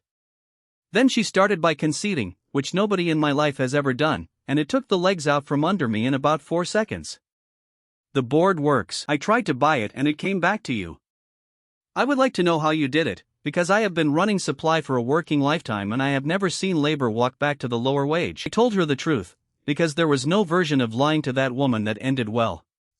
We stopped giving it away. She wrote that down. She actually wrote it down, in a notebook like craze, and then she put the first real question. Do you know what happens to this district in 18 months? I said no. She went on in the same flat voice, the way you read out a stock report. Nothing grows. Nothing is made. Every calorie between the falls and the docks is either in a tin, in your building, or in the ground under Vantage Gardens. The tins run out. You do not, and that is the problem. I asked her how I was the problem, when I was the only thing feeding the North End, and she gave me the answer I have never fully got out from under. Because you are one man with 2 hands inside one parcel of land, and 4,000 people are learning to live off you. What is your plan for the day you get sick? What is your plan for the day somebody takes you? What is your plan for the day you are simply not there? Tasha stopped writing. I remember that. Tasha stopped writing.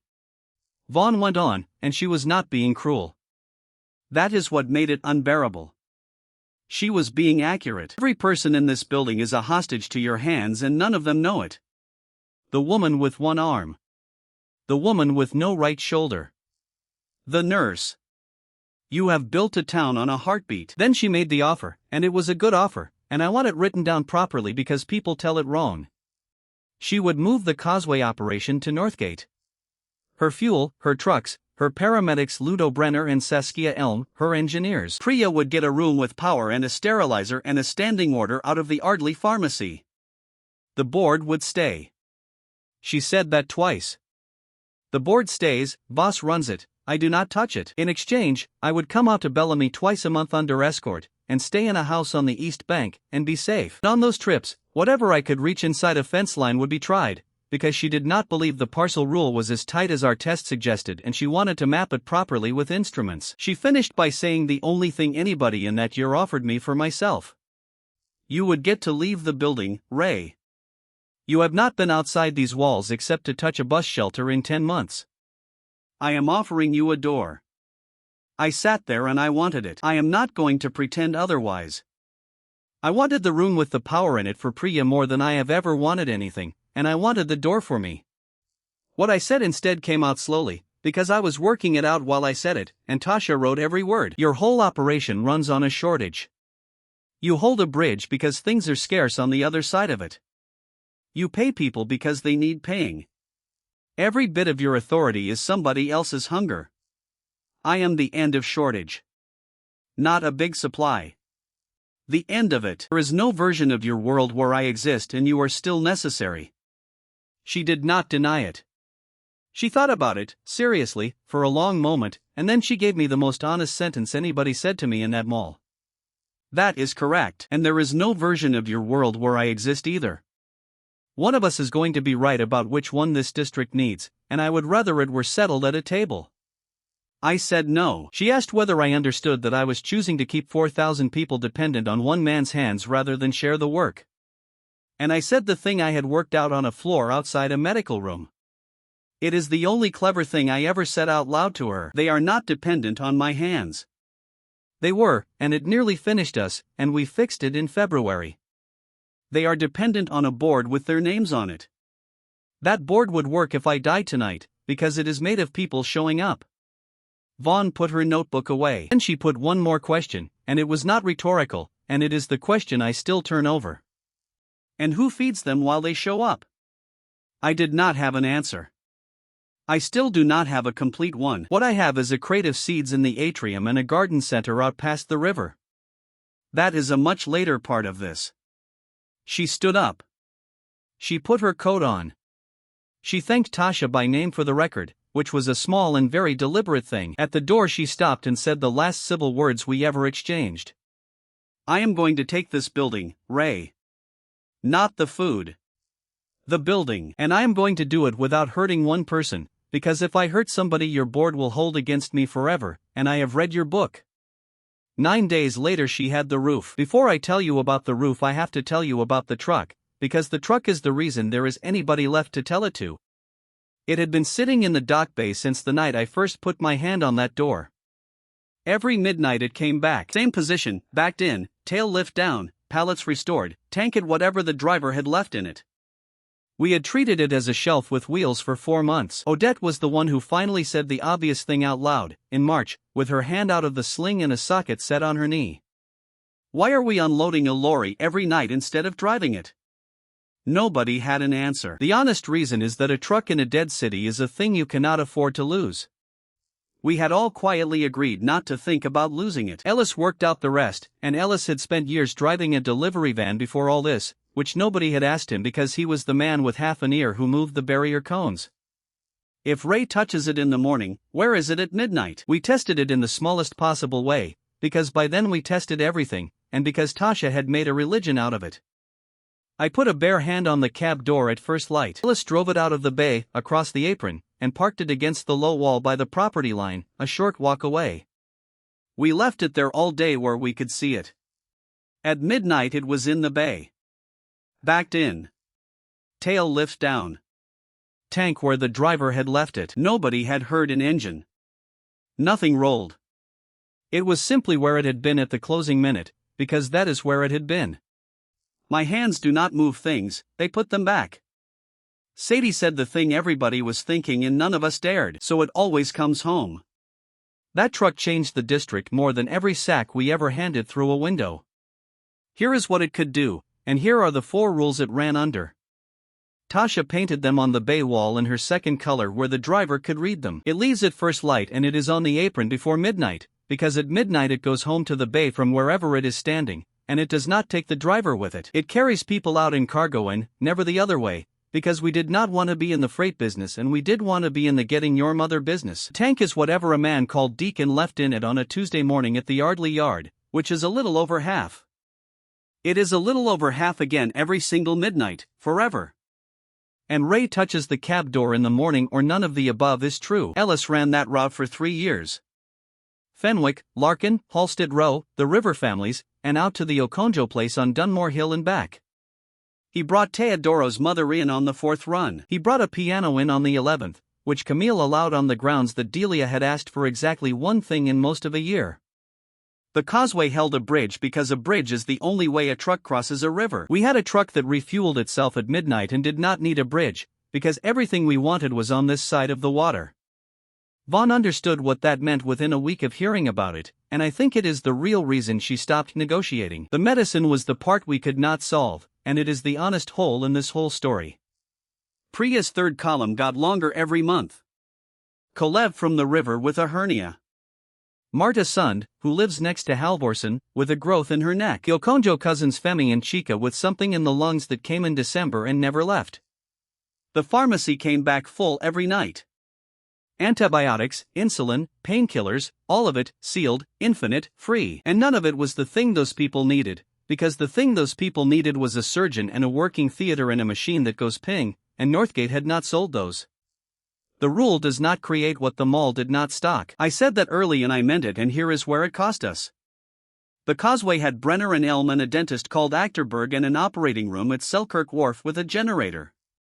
Vaughn had offered all of it at that table. Priya asked me to take the deal. Not in front of the room.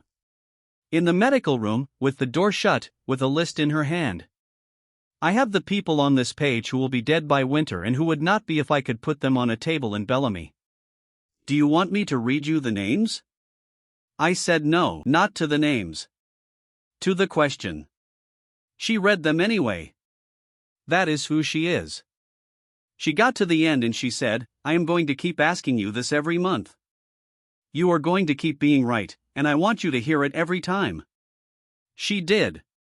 Every month. And every month I said no, and every month I was right, and every month it was his people, and then it was 14.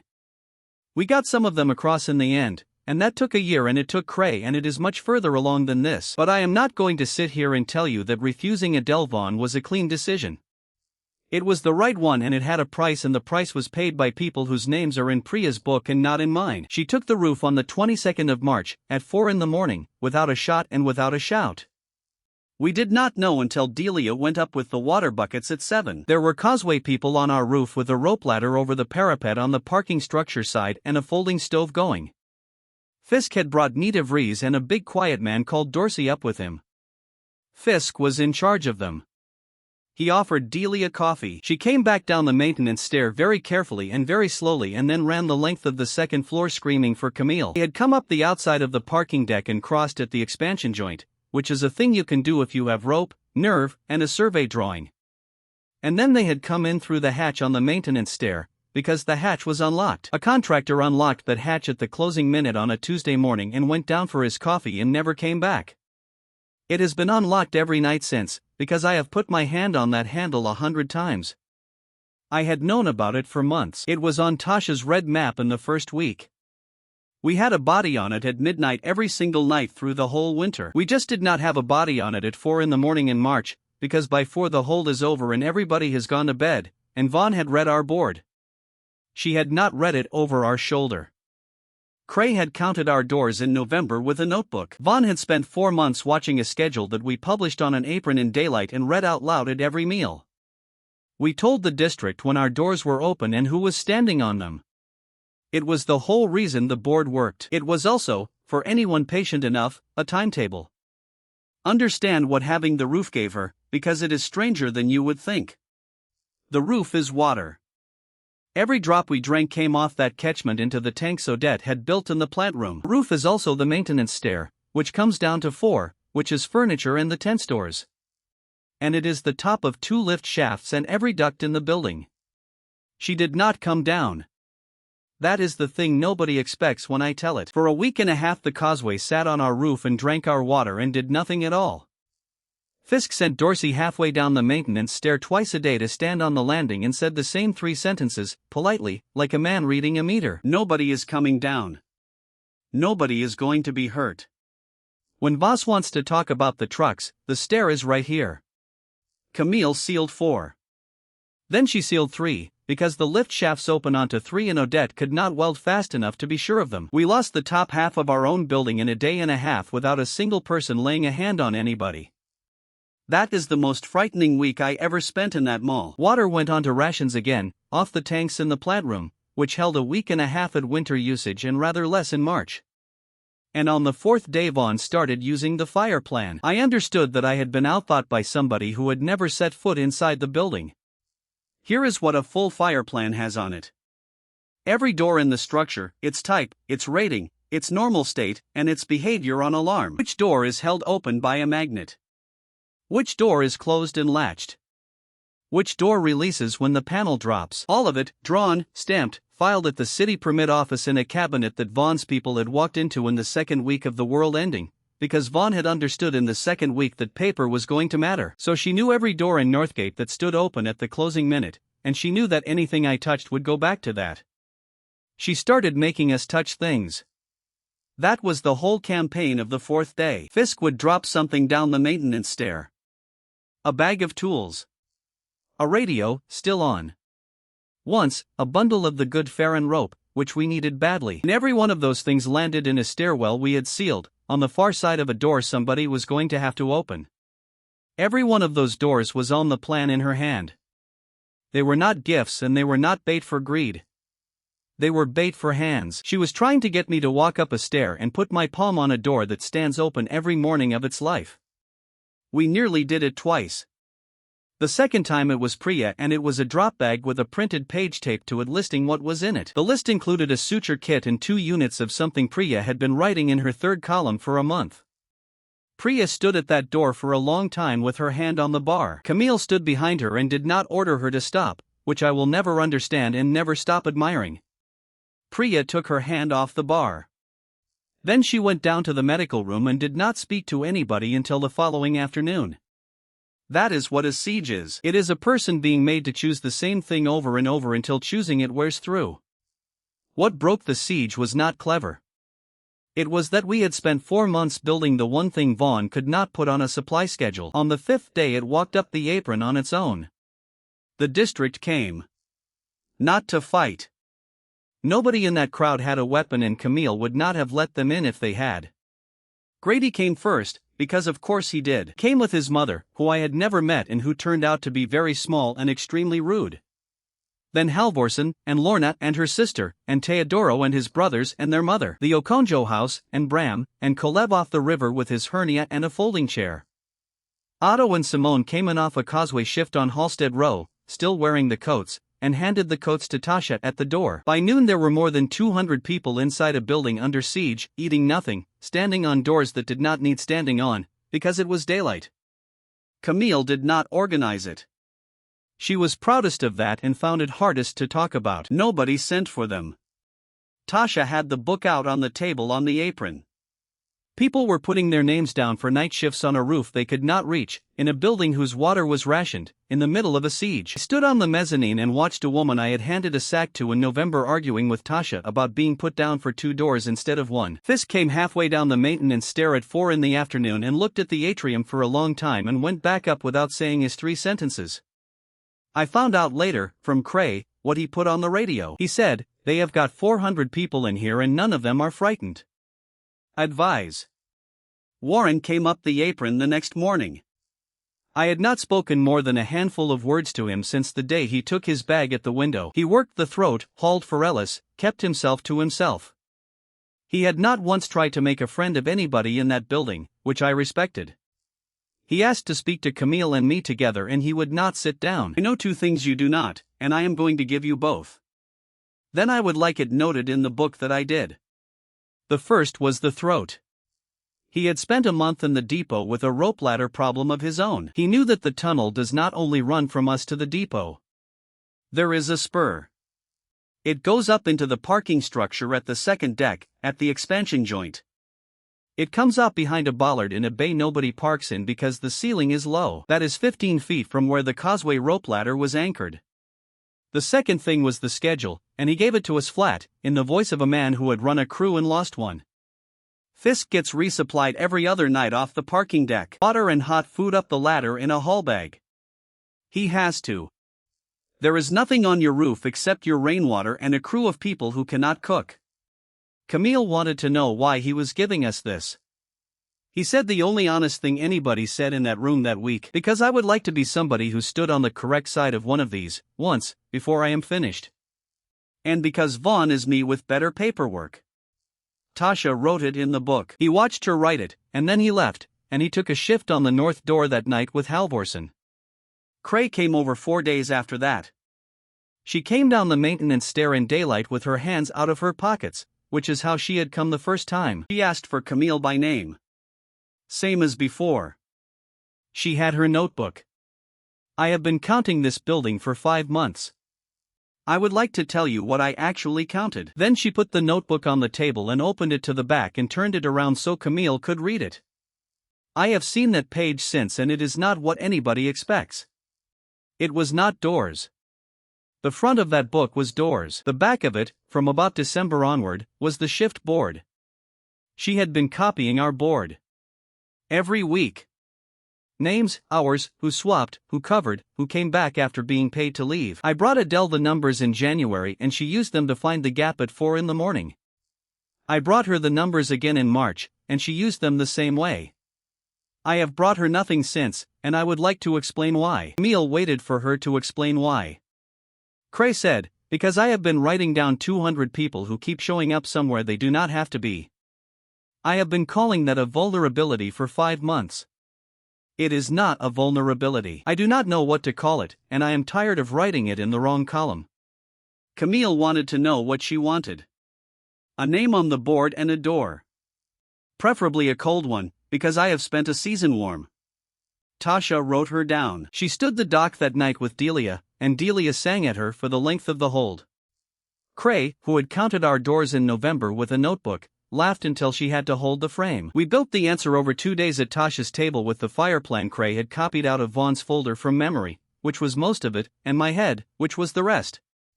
Understand the problem, because everybody gets it backwards when I tell it. We could not take the roof.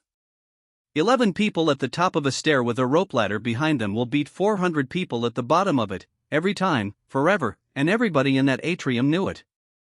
We could not starve them out either. Fisk was resupplied every other night off the parking deck, and Vaughn had fuel and we had a rainwater tank going down.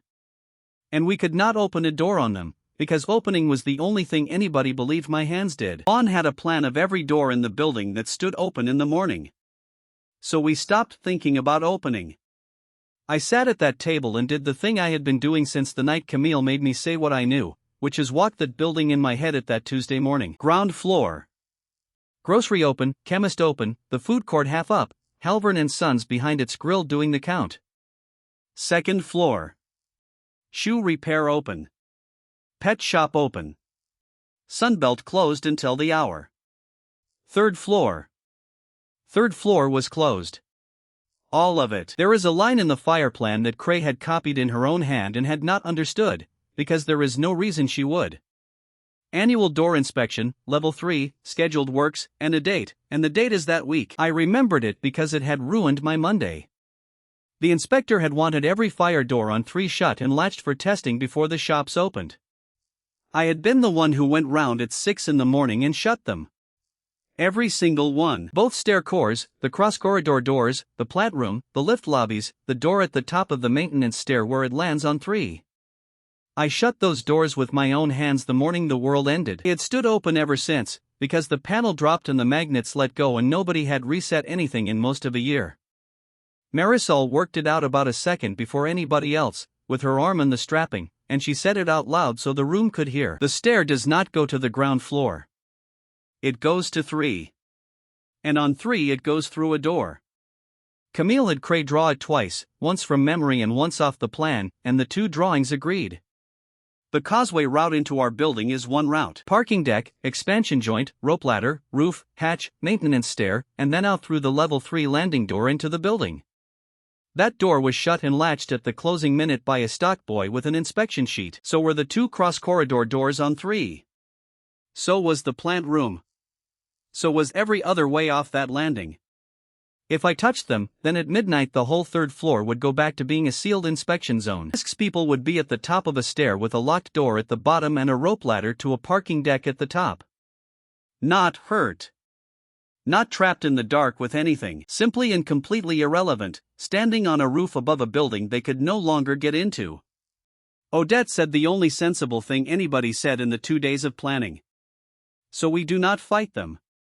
We put a door back and let them go home. Then Camille put me the question she always asked, and this is why I would follow that woman into a fire. What does it cost? Because it always costs. That is the oldest law in my life. Midnight does not sort by intention. Everything goes back at the same instant, on the same clock, in the same second. To reach the level 3 landing door and the cross-corridor doors and the plant room, I have to walk the spine of that building with bare hands. Both stair cores. The service corridor. The whole length of 2 floors. Every one of those doors I have never touched is a door I will be touching every night for the rest of the life of that structure. About half of them stand open at the closing minute. I did the sums with Tasha at that table for 4 hours and then I read the answer out to the room, because of the 3rd clause, because I was not going to be the only person who knew something again. After tomorrow night this building does not close. Not the front, not the dock, not the drive-thru, not the north leaf, not either stair core, not the service corridor. Northgate opens along its whole length at midnight and it opens every night from now until the concrete comes down. Nobody said anything for a while. And Halvorsen, who had lost 2 toes on the north entrance and had brought her own chair, said the thing that decided it. How many doors is that? Tasha counted them off the plan. 19. Halvorsen said, then we need 19 people at midnight, and there are 400 of us out there. I would like to know why we are still talking about this. I walked the spine of Northgate on the last day of March with my gauntlets in my back pocket. It took from first light until the middle of the afternoon. Camille came with me. Not as a witness. Tasha was the witness, with the book, 3 paces back, writing every surface. Camille came because she had decided that whatever this cost, she was going to be standing next to me while I spent it. She did not put that in words and did not have to. We started at the west stair core on the ground floor and we went up. I want to put down what it is like, because people imagine something dramatic and it is the flattest thing in the world. You put your palm on a door. You hold it there for as long as it takes to say a name. Tasha writes it down. You go to the next one. There is no light and there is no sound and nothing at all happens. Everything happens at midnight, which is the whole reason my life went the way it did. West stair core, 4 flights, 8 doors. Cross corridor on 2, both leaves. The service corridor behind Pemberton's, which runs the whole length of the building and has a door at each end and one in the middle. Then 3. 3 was the strange part, because 3 had been shut since before the world ended. Walking it was walking a corridor of shops that never opened again after that Monday. The nail place with the chairs still in rows. The phone shop with a poster of a woman laughing at a handset. A unit that had been empty and papered over with a sign about an exciting new tenant. Camille said, "You know every one of these." I said I mopped this floor twice a week for 2 years. Then say them. Out loud. All of them. So I did. Every unit on 3, in order, with the name of the person who had run it if I knew it. I knew most of them, because a night cleaner is the only person in a mall who talks to everybody. Tasha wrote all of it down as well, in the front of the book where the doors go. It is in the archive now, and Delia reads it out on the anniversary, and that is a thing they started doing without asking me. The landing door at the bottom of the maintenance stair was the last one.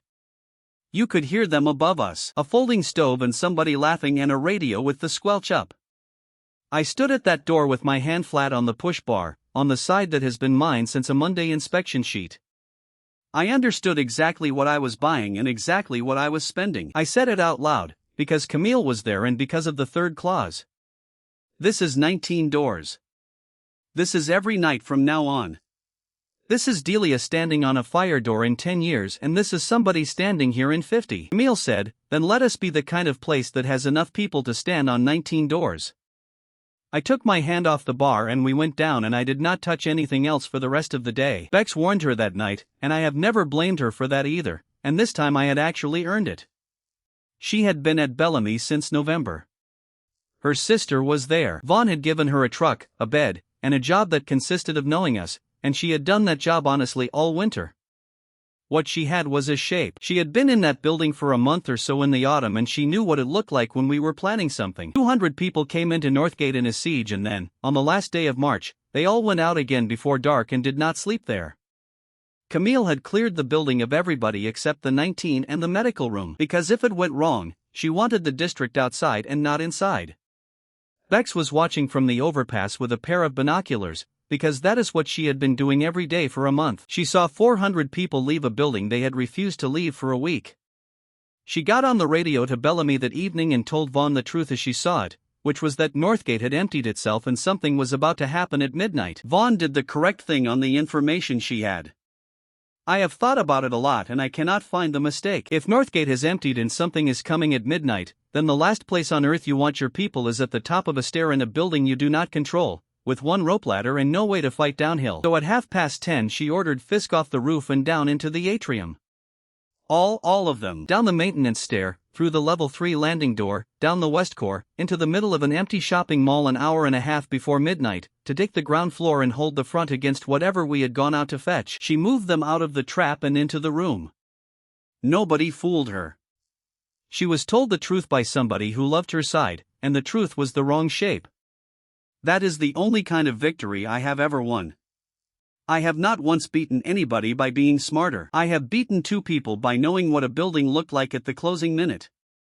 They came down at 10:30 and they came down fast and quiet. Sadie counted them off the mezzanine in the dark and got the number Cray had given us, which is what Cray had said, which is the last useful thing Cray's a season of counting ever did for anybody.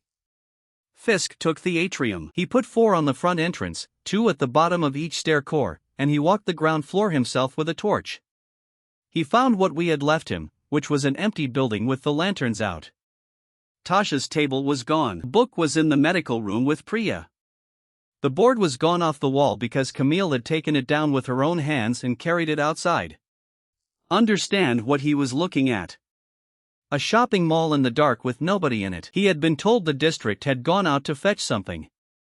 Now he was standing in the place they had left, and there was nothing in it worth leaving behind. He got on the radio at about 11. I know what he said because Cray was on the other end of that channel for 4 months and knows how Fisk talked. He said the building was empty and the front was his and he did not like it. Vaughn told him to hold the front. She was right. On the information she had, the front entrance of Northgate is the prize, because the front entrance of Northgate is the door that opens at midnight. Everybody who had ever watched us knew it. So Fisk's people spent the last of that evening setting up to hold the exact door we needed them to be standing at. We were not gone. I want to be clear about the geometry, because it matters. 19 of us were inside on doors, spread down the spine, in the dark, sitting on the floor with our backs to the frames. Odette on the dock. Yvette on the drive-thru. June on the west core with one arm and a chair. Warren had the level 3 landing door, which I had asked for and which Camille had allowed. He sat on the floor on our side of it for 2 hours in the dark on his own. Delia had the north leaf. Dana had the plant room. Sadie had the service corridor door in the middle, which is the loneliest post in that building. I had the east cross corridor on 3, which is a few strides from where Fisk had a man at the bottom of the stair. I could hear him cough all night, and at 10 to midnight, out on the apron, in the cold, in the dark, the district came back. They came from 3 directions: up Marrow, along the service road from Larkin, and out of the parking structure where Ellis had put the truck across the entrance with the lights off. 400 and something. Tasha's count in the book says 419, and she counted them herself the next morning by name, because that is who she is. They did not shout. Camille had asked them not to and they did not. They walked up that apron in the dark and they lined up outside our front doors and they put their hands on the glass. Fisk had 4 people on the inside of those doors. Brady's mother stood on the outside of them, very small, with her palms flat on the glass, looking through at a man with a rifle. Nobody said anything at all for about several minutes. That is the strangest several minutes I have ever spent, and I spent it on 3, in the dark, listening. Fisk got on the radio again. Cray says his voice changed. He told Vaughn there were 400 people outside the front doors with no weapons, standing still, in the dark, at midnight, and he asked her what they wanted. I have no idea what Vaughn said. I like to think she understood it before he did. Then the clock came round and Northgate went back to the closing minute.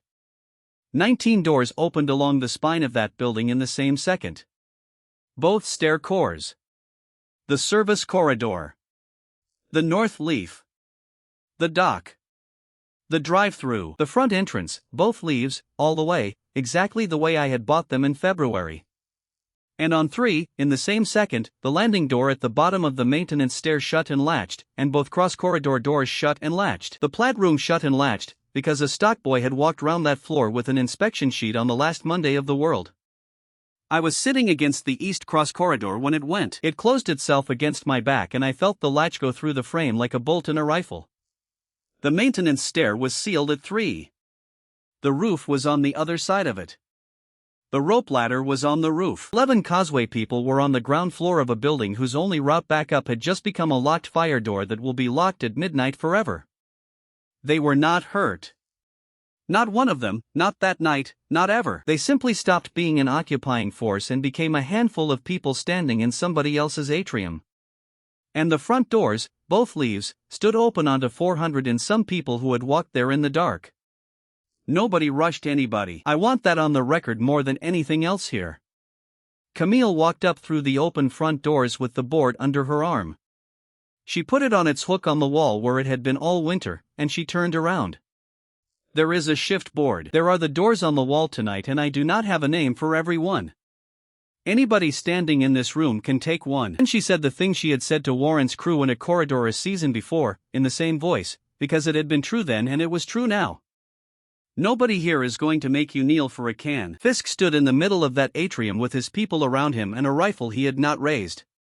He looked at the front doors standing open and the dead street beyond them and the 400 people in between. And then he did the only sensible thing a man in his position could do at 1 minute past midnight in an open building. He asked which doors were short. The dead came through the dock that night the way they came through the dock every night, because none of what we had done changed a single thing about the dock. Odette had it. She had had it for 4 months. She stood there with her bad hand in 2 of the Okonjo boys and a length of pipe. It was the most ordinary the length of the whole of the entire war. 2 of Fisk's people ended up on the North Leaf with Delia, because Delia was 1 short and told them so. They were standing next to her, and there was nothing else to do at midnight in an open building. She sang at them. Badly. On purpose. One of them, a woman called Nita Vries, joined in, and she was worse. I have been told that Delia has never fully recovered from meeting somebody worse. That is how it ended. Not with a surrender and not with a fight. 19 doors and everybody holding one, and at 1 minute past midnight the shelves filled and the whole building went quiet. 400 people who had walked there in the dark went and had a very late dinner. Vaughn lost the causeway inside a week and a half. She lost it the way she had always said we would lose Northgate, which is by attrition, and she not once raised her voice. Fisk's 11 did not come back to Bellamy. Not one. Camille offered them the board and the board is the board, and by the 3rd day Tasha had all 11 names in ink. Then Cray went back over the bridge on the truck, alone, with a copy of the book. Not to negotiate. Camille sent her to read it out. She stood in the fuel yard on the east bank and read out the shift board of a shopping mall to about 90 causeway people, names and hours, going back to Grady in October. Then she read out the 4 laws off the wall, including the one Priya wrote, which is the one that finished it. Anybody who cannot stand eats. Anybody who will not stand eats less. Priya decides which one you are, and Priya does not explain herself to anybody. 90 people who had been getting paid in tins by a woman with a fuel depot heard a system in which nobody could be cut off. A third of them crossed the bridge that week. Vaughn did not stop them. There was no version of stopping them that did not make our point for us, and she understood that better than anybody. What she did instead is the reason I will not have a bad word said about her in my hearing. She did not burn the fuel. She did not blow the bridge. She did not take a single person hostage in a whole year of losing. She spent a week and a half handing over her routes, in writing, to Camille, in a series of meetings on the apron at a table, with Tasha in the book and Cray translating what a haulage schedule means to people who had never run one. Then she came to the front doors of Northgate on a Tuesday with a folder and asked to speak to me. We sat at the same table in the atrium. The doors were open behind her, because it was daylight and because they are always open now. She looked exactly the same, small, gray, completely calm. She put the folder on the table and did not open it. I would like to tell you what you have actually built, because I do not think you know. There is nobody else left who can tell you. I said go on. You have built a place that cannot be starved and cannot be bought and cannot be held. It is run by a woman with a clipboard and a rule about who eats. Then she said the rest, and I have not been able to put it down since. And it has one man in it who cannot leave, who cannot get sick, who cannot grow old. Who will be doing exactly this in 20 years while everybody else has children? She asked me whether I understood that I had won the argument by agreeing to be the price. I said I did. She asked me what I would do about the 11 names in Priya's 3rd column. The 14 after them, and the ones after that, because the shift board does not perform surgery. And that is where the last piece of this comes from, and it did not come from me either. You have a theater and a generator on the East Bank and 2 paramedics and nobody to feed them. We have 400 people and food that does not stop. You are the only person in this district who has ever been able to make a schedule work across a river. Come and make one. Vaughn was quiet for a while. Then she opened the folder, which had been sitting on that table the whole time, and turned it round. It was a plan for a clinic at Northgate. Rooms, power, water, staff, supply. Dated the previous week. I brought this in case you were as sensible as your book. I would like it noted that I did not think you would be. Tasha wrote that down. Tasha writes everything down. The clinic opened in Mario's old unit on 2 in June, because it had the plumbing, and Priya ran it. Vaughn ran the supply into it off Bellamy for 6 years and not once tried to own it. Kolev got his hernia done in August. Alvorson's neighbor went across the bridge in September and came back in October and lived another long stretch. The third column got shorter. It has never got to nothing. Priya keeps it in the same book, in the same hand, and she is the only person alive who knows all the names on it. Here is the price, named and counted. June says I still skate past it, so I am going to write it in the flattest words I have. Northgate does not close. 19 doors. The front entrance, both leaves. The north leaf. The dock. The drive-through window. The service corridor, all three. Both stair cores, top to bottom. The east and west cross corridors on 2. The plant room on 4. The roof hatch. Every one of them goes back to that Tuesday morning, every night, at midnight. At the closing minute on that Tuesday morning that building was open for business. It will do that for as long as the structure stands. Nothing anybody builds can stop it, because anything anybody builds out of that building comes apart at the same moment. I did that. Not the rule. Me, one palm at a time, over most of a year, mostly while being generous. The board has 19 names on it every single night. It has had 19 names on it every night since. There has not been one night in all that time when a door in that building stood open with nobody on it. I have stood on one for about 4,000 of them. The second half of the price is smaller and it is mine. I do not leave. There is a line painted on a low wall at the edge of the parking apron, and on this side of it I am the reason 4,000 people eat. On the other side of it I am a man who used to mop a smoothie place. Vaughn offered me a house on the East Bank and a door out of here and I said no. I would say no again, and I have had years to change my mind about that and have not. I want it written down that it was a real offer and I wanted it, because people tell this story as though the choice was easy. A choice that is easy is not worth anything. I have been over that line exactly once, for the length of a test, to put my hands on a bus shelter. I have not seen the river. Delia describes it to me sometimes, badly, on purpose. What my life is now is this. I get up before light. I take the book off Tasha's table and read what the board held. I put my gauntlets on and I walk, and where the board was full I take a glove off, and where it was thin I do not. I do not decide that, the arithmetic decides that, and Camille made that rule the same day the glove was found and it has never been broken. I walk about miles a day inside one building.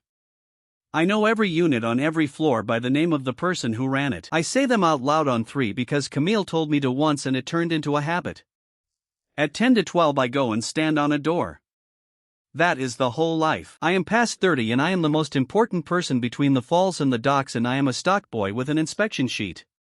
Both of those are true at the same time. June asked me once, in the second year, whether I resented it. She asks the questions nobody else will, which is why she has an arm and a half.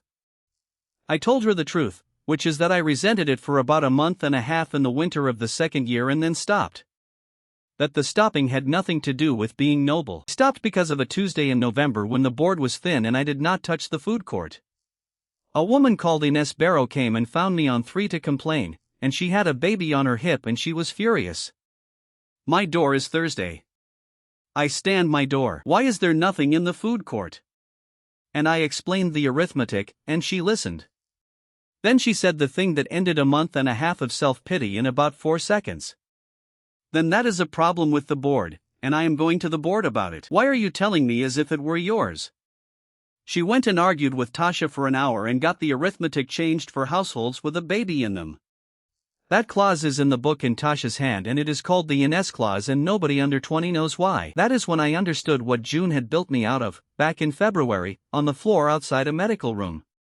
She had taken a man who was the whole system and turned him into a person the system argued with. It is the single kindest thing anybody has ever done to me and she did it by asking one question about Grady. The dead thinned out in the 3rd summer. Nobody knows why. Vaughn has a theory involving the second winter, and a man called Sunderland on the East Bank writes it all down. They are still there. There are always some. On a bad night in the cold you can hear shoes on the apron. Nobody sings on the North Leaf on those nights, not even Delia, and the hold is a real hold. It is a rota now, though, and not a war. There is a school on 2 and what used to be the Tel-On phone shop. There are 140 children in this building who have never lived anywhere else and who think a mall is a normal place for a person to be from. they stand doors at 16. It is the only birthday anybody marks. Tasha writes your name in the front of the book in her own hand and Camille shakes it. Camille has done that 106 times and cries every single time and denies it every single time. We went and found the 9 lights in the first spring, and that is a piece of this that I have left too late. On the second week of the world we stood on that roof and Tasha counted windows in the district with somebody tending a fire behind them. Then Delia asked whether they could smell us, and we all went downstairs and started being frightened of the outside. For most of a year those lights sat in the book on a page of their own, with a compass bearing beside each one in Tasha's hand. Nobody said anything about them because we had a siege and a bridge and a man with a carpenter pencil. Ellis brought them up again in April, because Ellis had the truck and Ellis had spent years finding addresses. We have a lorry that comes home every night and a page with bearings on it. What are we waiting for? Nobody had an answer, which is the correct answer. The first one was 2 streets away, over the back of the Pemberton service yard, and it was a man called Deacon. Deacon is the driver. Our driver. The man whose fuel level comes back at midnight, whose manifest is taped to the first crate, whose name is on the delivery paperwork in the cab. He had walked home on the first day and never made it further than his own flat. He had been alive up there for most of a year on a fire escape, a rain barrel, and pigeons, 3 streets from the truck he had backed into our bay at 1:30 a.m. Ellis brought him in on the 4th run. Deacon walked into that dock, and looked at his lorry, and sat down on the tail lift, and did not speak for about a long while. Then he asked whether anybody had signed for the load, because it had not been signed for. Tasha got the book and got a pen and signed for it, most of a year late, in front of everybody, and that is in the archive too. He drives it now. Of course he does. He and Ellis run alternate weeks and they argue about the route the way men argue about a route. The other 8 took a year, and 2 of them were empty by the time we got there, and I am not going to dress that up. One of them was the Okonjo grandmother. One was Sister Aurelie Fontaine, who had kept a hall full of people alive at St. Brannock on Halstead Row on nothing but nerve, and one of them was Nadine Achebe, who was a friend of Bex's sister Ivy, who is the reason the school on 2 exists at all because she had been a teacher and would not stop being one. 9 lights on a roof in the second week. 6 of them are on the board now. That is what came of a page nobody looked at for most of a year. It is the only thing in this story I am ashamed of taking so long to do. Bex came home in the second autumn. She had been at Bellamy the whole time, through Vaughn's collapse and the handover and the clinic. She had a job on the fuel side and her sister had a job on the water side, and neither of them had any reason to cross that bridge. She came anyway, on the truck, on an ordinary Thursday, with a bag. She walked into the atrium at about 4 in the afternoon when it was full of people and children and washing. Camille saw her first. Camille put down what she was carrying and crossed that whole floor and did not say anything at all. Neither did Bex, and neither of them is a person who touches anybody, and they stood there. Then Camille said the only thing that would have worked. She said it because she had spent 2 years thinking about a card left on a table. Nobody is going to vote on you. Bex put her name on the board that night. She took the dock, which is the worst door in the building, and she has taken it ever since, and she will not swap. I asked her once why the dock, because it is the one he made first, and somebody should stand on the first mistake. We talk now. Not a lot. She is not a warm person and I am not a person who deserves warmth from her. She told me one thing in the 3rd year that rearranged how I think about the whole first winter. She told it flat, over a table, while cutting bread. I did not tell Warren about your hands to hurt you. I explained to him because he asked me what you were, and nobody in that building had ever asked me what I was. He was the first person in that whole building who ever wanted my opinion about anything. Then she said, so do not put me in the story as the woman who sold you. Put me in as the woman nobody asked. That is why she is in it the way she is in it, and it is her wording, and Tasha has it in the book. Warren died in the 4th winter, and he died on the throat, hauling, which is exactly how he would have arranged it if anybody had asked him. It was his heart. Ellis found him sitting against the wall about halfway along with the hand truck still upright beside him, which Priya says means he had time to sit down, which she offered me as a comfort and which I have taken as one. Camille put him in the book under his own name with the dates of his service, which is what she does for everybody. She did not add a single word about the depot or the cardboard or Larkin Street. I asked her about that, because I am not a good enough person to have let it go. Camille did not look up from the page. He stood 406 shifts. He gave us the throat and the resupply and he asked for it to be noted, and I noted it. What else would you like me to write? I said something about Odette's hand. Camille said, Odette carried him out. Go and ask her what she would like me to write. I did not go and ask her. Odette welded the plate on the wall of the throat herself, left-handed, badly, with his name on it.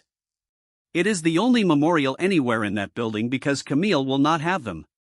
Odette runs the works now. She has a bench of her own and a chalk line and a rule that nothing on her permanent rack ever gets touched by me. She enforces it like a religion, and she is right too. Her right hand never came back properly. She welds left-handed and she has taught others to weld and 6 of them are better than she is. She says that in front of them, which is the whole reason they are. Nadia runs the mine, which is what everybody calls Sunbelt now. 4 floors of clothing that comes back every night, cut to pieces every day, ever since. She is the only person alive who understands what that store actually is, and she has a system of tickets and a workshop and she trains the of age-year-olds. If you want a coat in this district you go and see Nadia and she measures you.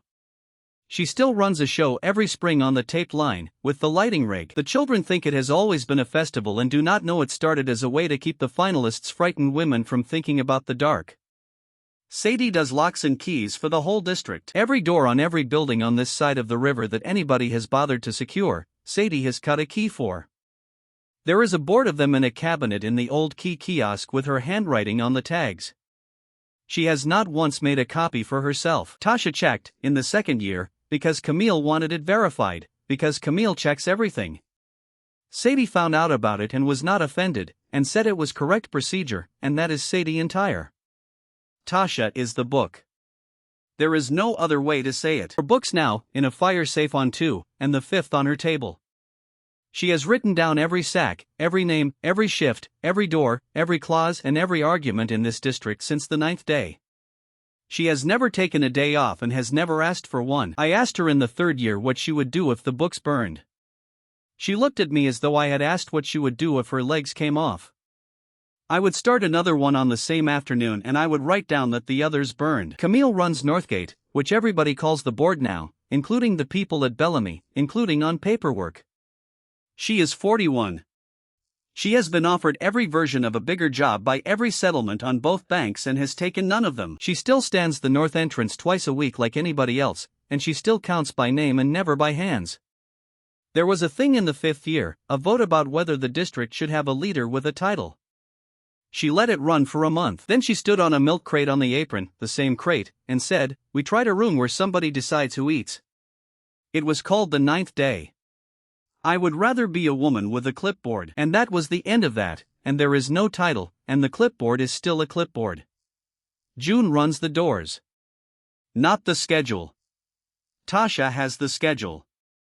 June has the doors, which means she is the one who walks the spine at 11 every night with a lantern, knows who is on what, and knows who is having a bad week and quietly puts somebody next to them. She lost the arm at a fire shutter in the first winter, holding the north door with Marisol and Delia.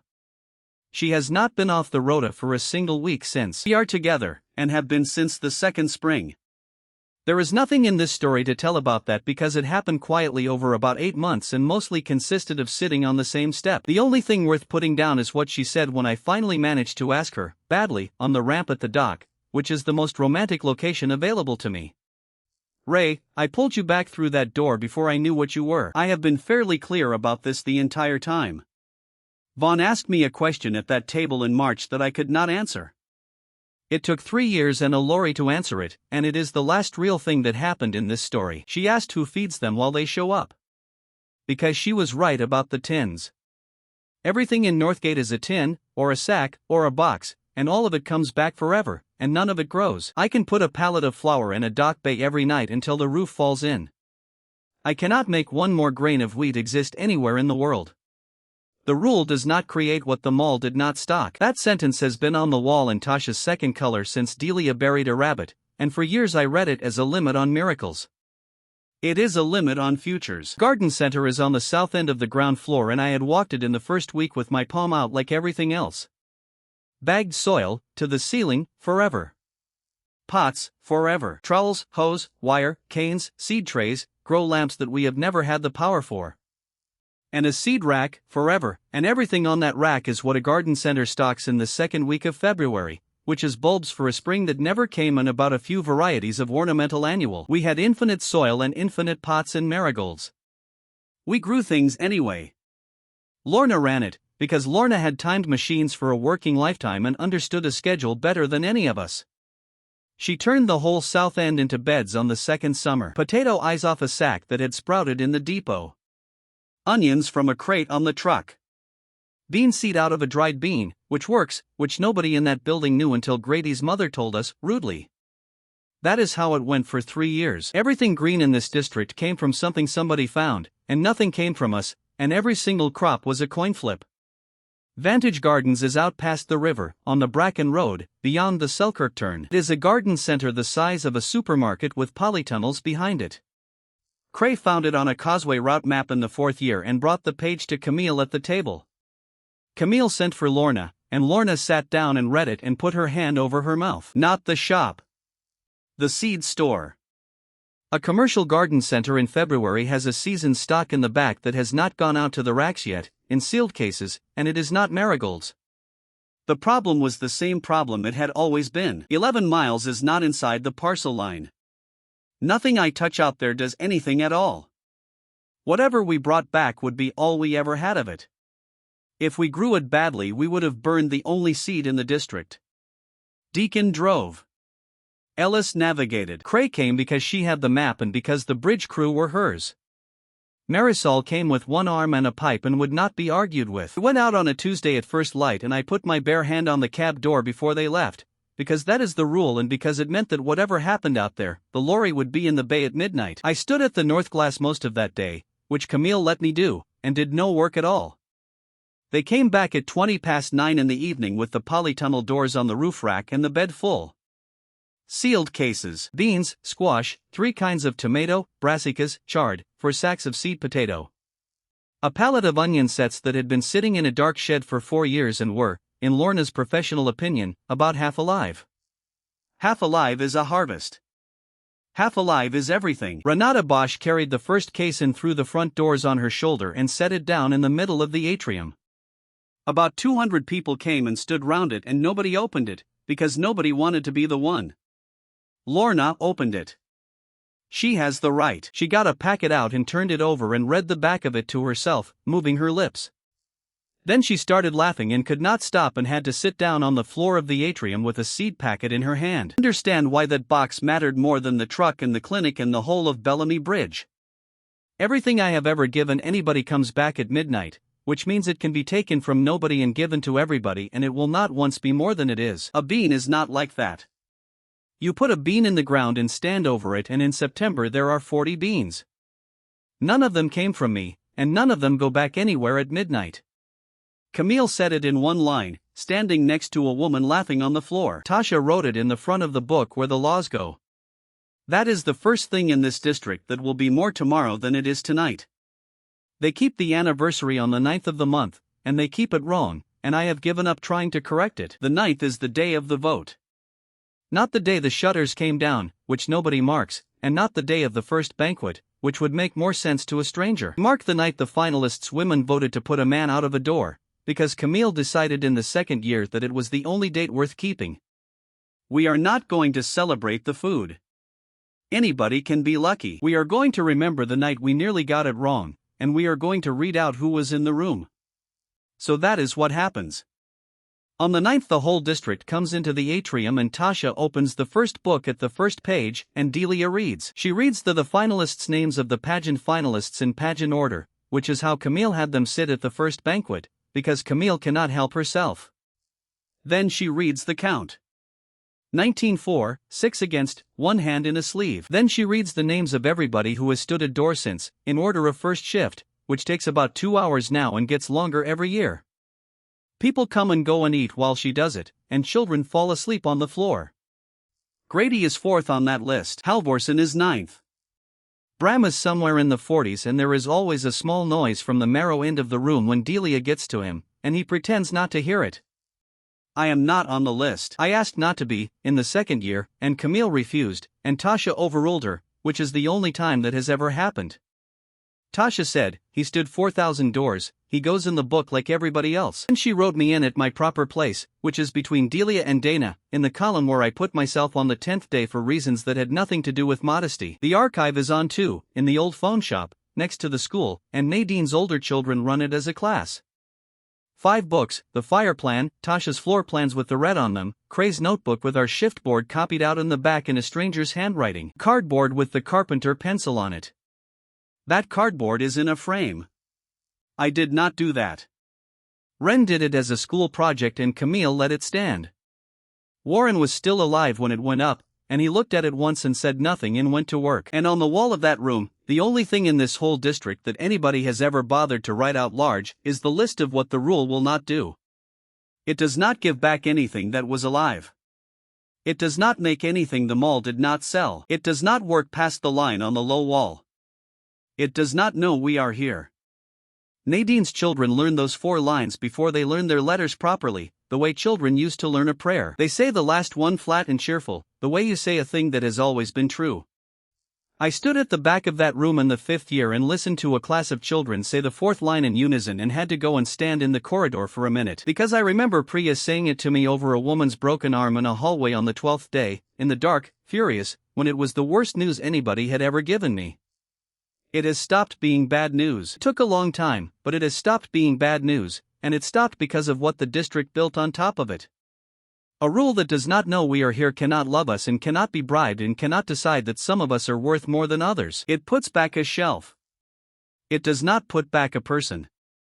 So the people have to be somebody else's job, and in this district they are everybody's job. That is written down in 5 books in a fire safe in the old phone shop. Vaughn comes over for the 9th most years. She sits at the back with Cray and does not make a speech and leaves before the reading finishes, because it takes 2 hours and she is a busy woman. In the 5th year she stayed to the end. Afterward she found me by the fountain, which has water in it now, and she said the last important thing anybody has said to me. You know that this only works because there is a door for everyone. You have 400 and some names and a handful of doors and a rota. What happens when there are 4,000 names? I said we would build more doors. Vaughn said, you cannot build doors. Anything you touch comes apart at midnight. And I said the thing that took me years to be able to say without my voice doing something stupid. I cannot build them. I have never built anything in my life. They can.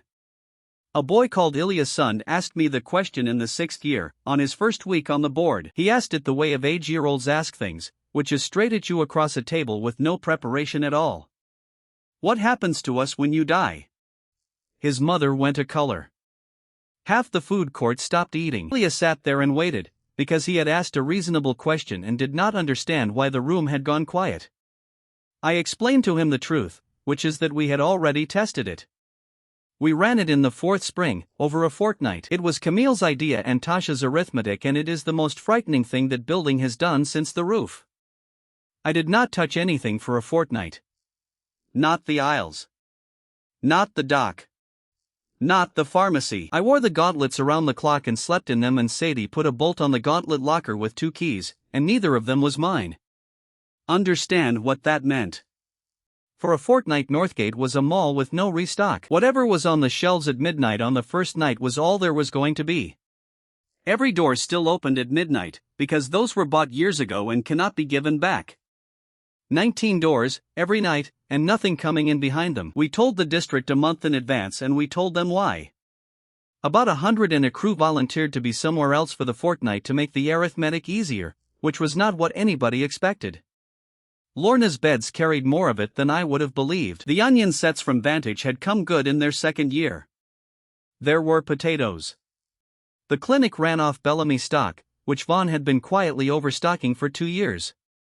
She not once mentioned it beforehand and not once mentioned it afterwards. The truck ran every day and came home empty every night, because there was nothing to bring. Deacon drove it anyway because Camille said the route was the point. We ate down. By the 9th day the evening bag was a third of what it had been. There was no morning window at all, and Priya put 4 households on the Ines clause. Nobody left. That is the number that matters, and it is in the book. On the fortnight off day the board had 461 names on it, which was 11 more than the day we started. Because a door does not need a shelf behind it. That is the whole of what those a fortnight proved, and we proved it on purpose, in daylight, with the arithmetic on the wall. Then I took the gauntlets off on the 15th morning and walked the whole building. At midnight the shelves came back, and there was a party that Nadia had been planning in secret for a month. So I told Ilya what the fortnight showed, which is this. When I go, the shelves stop, and the doors do not. 19 doors will open at midnight over this district for as long as the structure stands. There will be people on them, because there have been people on them every night since March of the second year, and it is what we do here. The beds will keep. Clinic will keep, because it is Priya's and Vaughn's and neither of them needs me. The books will keep, because Tasha would start another one the same afternoon. And the district will be hungrier and poorer, and it will be an ordinary hard place instead of a strange easy one. That is not a tragedy, that is what everywhere else has always been. Ilya thought about it, and then he asked the second question, which was better than the first. So why do you still do it? His mother had her hand over her face by this point. Because it is my shift. That is the truest sentence in this whole account, and it is not a noble one. I am not the man who saved a district. I am the man who put a hole in a building and then spent the rest of it standing in that hole. June was at the next table with her tea. She did not look up, and she said, loud enough for the food court, the thing that ended the conversation and got a laugh out of about the yard crew. Also, he cannot cook, so it is this or nothing. There are 4 other boards now, and none of them are ours, and that is what I did not see coming at all. The first one was Sister Aurelie's, at St. Brannock on Halstead Row, in the 3rd autumn. She had kept a hall full of people alive in that building on nothing. When Ellis found her, she would not come in on the truck, and everybody assumed it was pride. It was not pride. She had a hall full of people in that hall by then, and she was not going to hand them to somebody else's atrium, and she was correct. What she wanted was Tasha. She sent a boy in on the truck with a note asking whether somebody could come and explain how the book worked. Tasha went out on a Thursday with a spare ledger and stayed 4 days, which is the longest she has ever been away from that table. She came back and told Camille that Halstead Row had a board with more names than doors on it and 3 doors. That Sister Aurelie had put herself on the worst one, and that they had invented the Ines clause independently and called it something else. Camille sat down when she heard that. I watched her sit down. Because the whole argument I had with Vaughn at that table came down to one thing. I lost the argument on the day and won it 3 years later without doing anything. Vaughn said the district was a town built on a heartbeat. She was right about Northgate. She was wrong about the district, and the proof is that Halstead Row does not have a boy with hands and runs a board anyway. There is no restock on Halstead Row. There never will be. They grow, they scavenge, they trade across the bridge, and they are hungrier than we are, every winter, without exception. And they have 3 doors with names on them at midnight, and nobody there has ever suggested doing it any other way. The Bracken Reservoir settlement started one in the 4th year off a copy Deacon carried out. The East Bank has 2, at Ardley and at Selkirk Wharf, and one of them is Vaughn's own fuel yard, which she converted in the 5th year and did not tell anybody about for a month. I asked Cray why Vaughn had done that.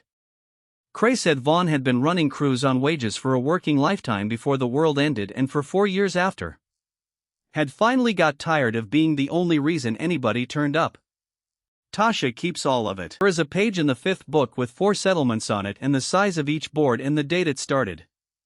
She writes to them, physically, on paper, on the truck. She is 34 years old and she has become a postal service and a statistics office, and she does it because a woman once took a pen off her in front of a room and she got it back. That is the answer to Vaughn's question, and it took years, and it is not a clever answer. The thing that spread was not the food. The food cannot spread. It stops at a painted line on a low wall, and it always will. What spread was a list of names with ours next to them, which anybody can copy, which costs nothing, which works in a church hall with no miracle in it at all. I did not invent that either. June invented it on a step at 5 in the morning because she was tired of watching people decide who counted. Before the end I am going to name the finalists, because the district calls them the 25 and most people under 20 could not tell you a single one. Ilya reads them out on the 9th and everybody listens to the first 4 and then goes back to their food, and that is fair enough, and I am putting them here anyway. Camille Voss runs the board. Tasha Ferreira has the books. June has the doors. Priya Anand has the clinic. Odette Brill has the works. Nadia Kestrel has the mine. Sadie Iwu does the locks for both banks. Marisol Vega ran the corridor for 4 winters and now trains the 16-year-olds on it, one-armed, and is harder on them than anybody. Dana Rook sewed June's arm by lantern light out of a book and then went and learned it properly off Priya, and she has delivered more babies in this district than any other living person. Yvette Saran, who lost the fingers to a rope, runs the drive-through window and has not once let anybody be turned away from it hungry, including on the days that made Tasha's arithmetic bleed. Bex Ostrander has the dock. Then the ones this account has been unfair to, because a story follows whoever is loudest and I was too busy being the miracle to look. Constance Weir, who was the pageant favorite before Nadia and who spent the first winter running the water rota and not once mentioned that she had been the favorite. Alka Rice and Verity Dune, who took the roof watch together every night for 2 years and are the reason we saw the Causeway rope ladder in April before it mattered. Saoirse Linak, who did the first count of Lorna's beds and worked out the potato rotation on the back of a shift sheet. Birgit Sando and Noor Farah, who took the throat when Warren went and who have hauled every case of seed and every crate of clinic stock across that tunnel since. Mara Toft, who taught the first 11 children on the second floor before Nadine ever came in on the truck, out of one water-damaged atlas and her own head. Hilda Prosser, Sonetta Rusk, Tiggy Alder, Marguerite Baptiste, Fenella Cray and Ruth Okonkwo, who between them have stood something like 9,000 shifts and have never asked me for anything. And Petra Vance, who was on the North Leaf the night the window opened by itself, and who got a woman called Renata Bosch out through a fire shutter and has not talked about it since. That is the list. Every one of them walked a taped line in a sash on a Tuesday morning expecting to be judged on their posture. Not one of them has been decorative since the 9th day, and the reason there is a district here is not a boy who could refill a shelf. I want to finish on an ordinary Tuesday, because there is nothing left to explain and because the ordinary Tuesdays are what all of it was for. 10 to 12, the second week of April, the 6th year. Lorna had the south end open all day and there were seed trays coming up out of the garden center on hand trucks, one after another, because the atrium planters were going in. They are the concrete ones that used to have plastic ficus in them, either side of the dead escalator, where Camille stood on the second step and put me out of a room. Lorna had wanted them for 4 years. Camille kept saying no, because the atrium is the crossroads and the crossroads has to stay clear. She said yes in March. She did not explain and nobody asked. I think it was because the beds at the south end had come good twice running and she had stopped planning for a bad winter. So at 10 to 12 on an ordinary Tuesday there were seed trays of brassica sitting in the middle of that atrium, waiting for morning. Grady's mother was standing over them telling Teodoro he had put them down wrong. The lanterns went twice. That is all it is. Somebody hits the lanterns twice, and the whole building stops. It did not need anything more than that since June invented it on a concrete step with a cup of instant coffee. They came out of the food court and the school corridor and the works in the clinic. Ilya and his mother. Nadine with Ren and Milo and Anselm, who had all come of age that winter. Halvorsen with her chair, which she still brings, which nobody has ever once suggested she should stop bringing. Bex went down to the dock, because the dock is hers, because somebody should stand on the first mistake. Odette took the plant room on 4 with Rurik and Josefa off her bench. Sadie took the middle of the service corridor on her own, the way she has since the winter of the roof. Warren's plate is on the wall of the throat about halfway along and Ellis touches it on the way past, every time, and pretends he is steadying himself. June walked the spine at 11 with the lantern, the way she does. She came back down and stood at the bottom of the west core with her list, and she was too short on the front entrance. So I went for the front doors, because I have taken the front doors most nights since the night I bought them. Because a man who bought a hole should stand in it.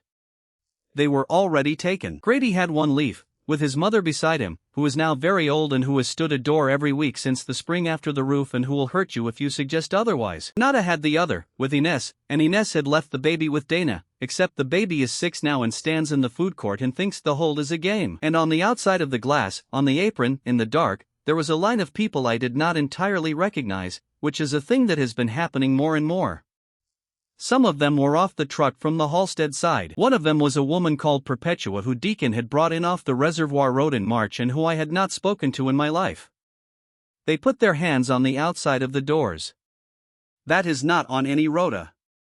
Nobody organized it. It started in the 3rd year and now it is simply what people do if they are on the apron at 10 to 12. I stood there with nothing to hold and June came up beside me and put a work glove in my hand, left-handed, because that is the hand she has. Take the north leaf. Delia is on her own and she is going to sing. So I went and stood on the north leaf with Delia, in a glove, on a door I will be opening every night until the concrete comes down. She sang. Badly. On purpose. Perpetua joined in from the far side of the glass and was worse. Delia looked at me with an expression of pure professional outrage. Then the clock came round and Northgate went back to that Tuesday morning. 19 doors opened along the spine of that building in the same second, the way they have every night since March of the second year. 400 and some people held them shut with their hands and their backs and their bodies. I felt the frame go under my shoulder and I heard shoes on the apron beyond the crowd. I heard Delia stop singing and start counting, and everybody counted with her.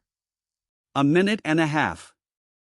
Then 1 minute passed, and the latches took hold. Every shelf in that building filled behind us, and the atrium came up bright and empty and warm.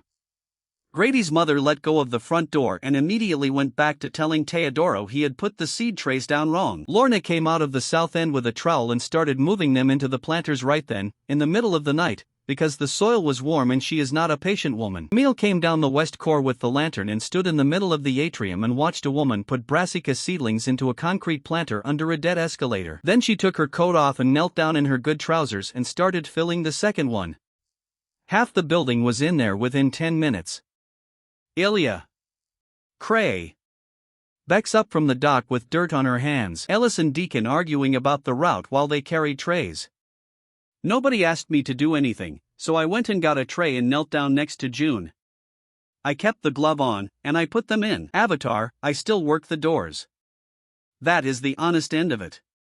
The building gives back everything I ever touched and takes back everything I ever built. I go to bed sore and get up and walk the aisles with my palms out. They kept me. That is what I turn over at night. A room full of women counted me out on the 9th day and counted me back in by name on the worst one. The second count is the one that decided who I was going to be. If you are ever the useless one in a sealed room, I have no advice. I got lucky in the shape of a woman who wanted my name before I was worth anything. Hold your door. Somebody is coming down the line to take the next shift.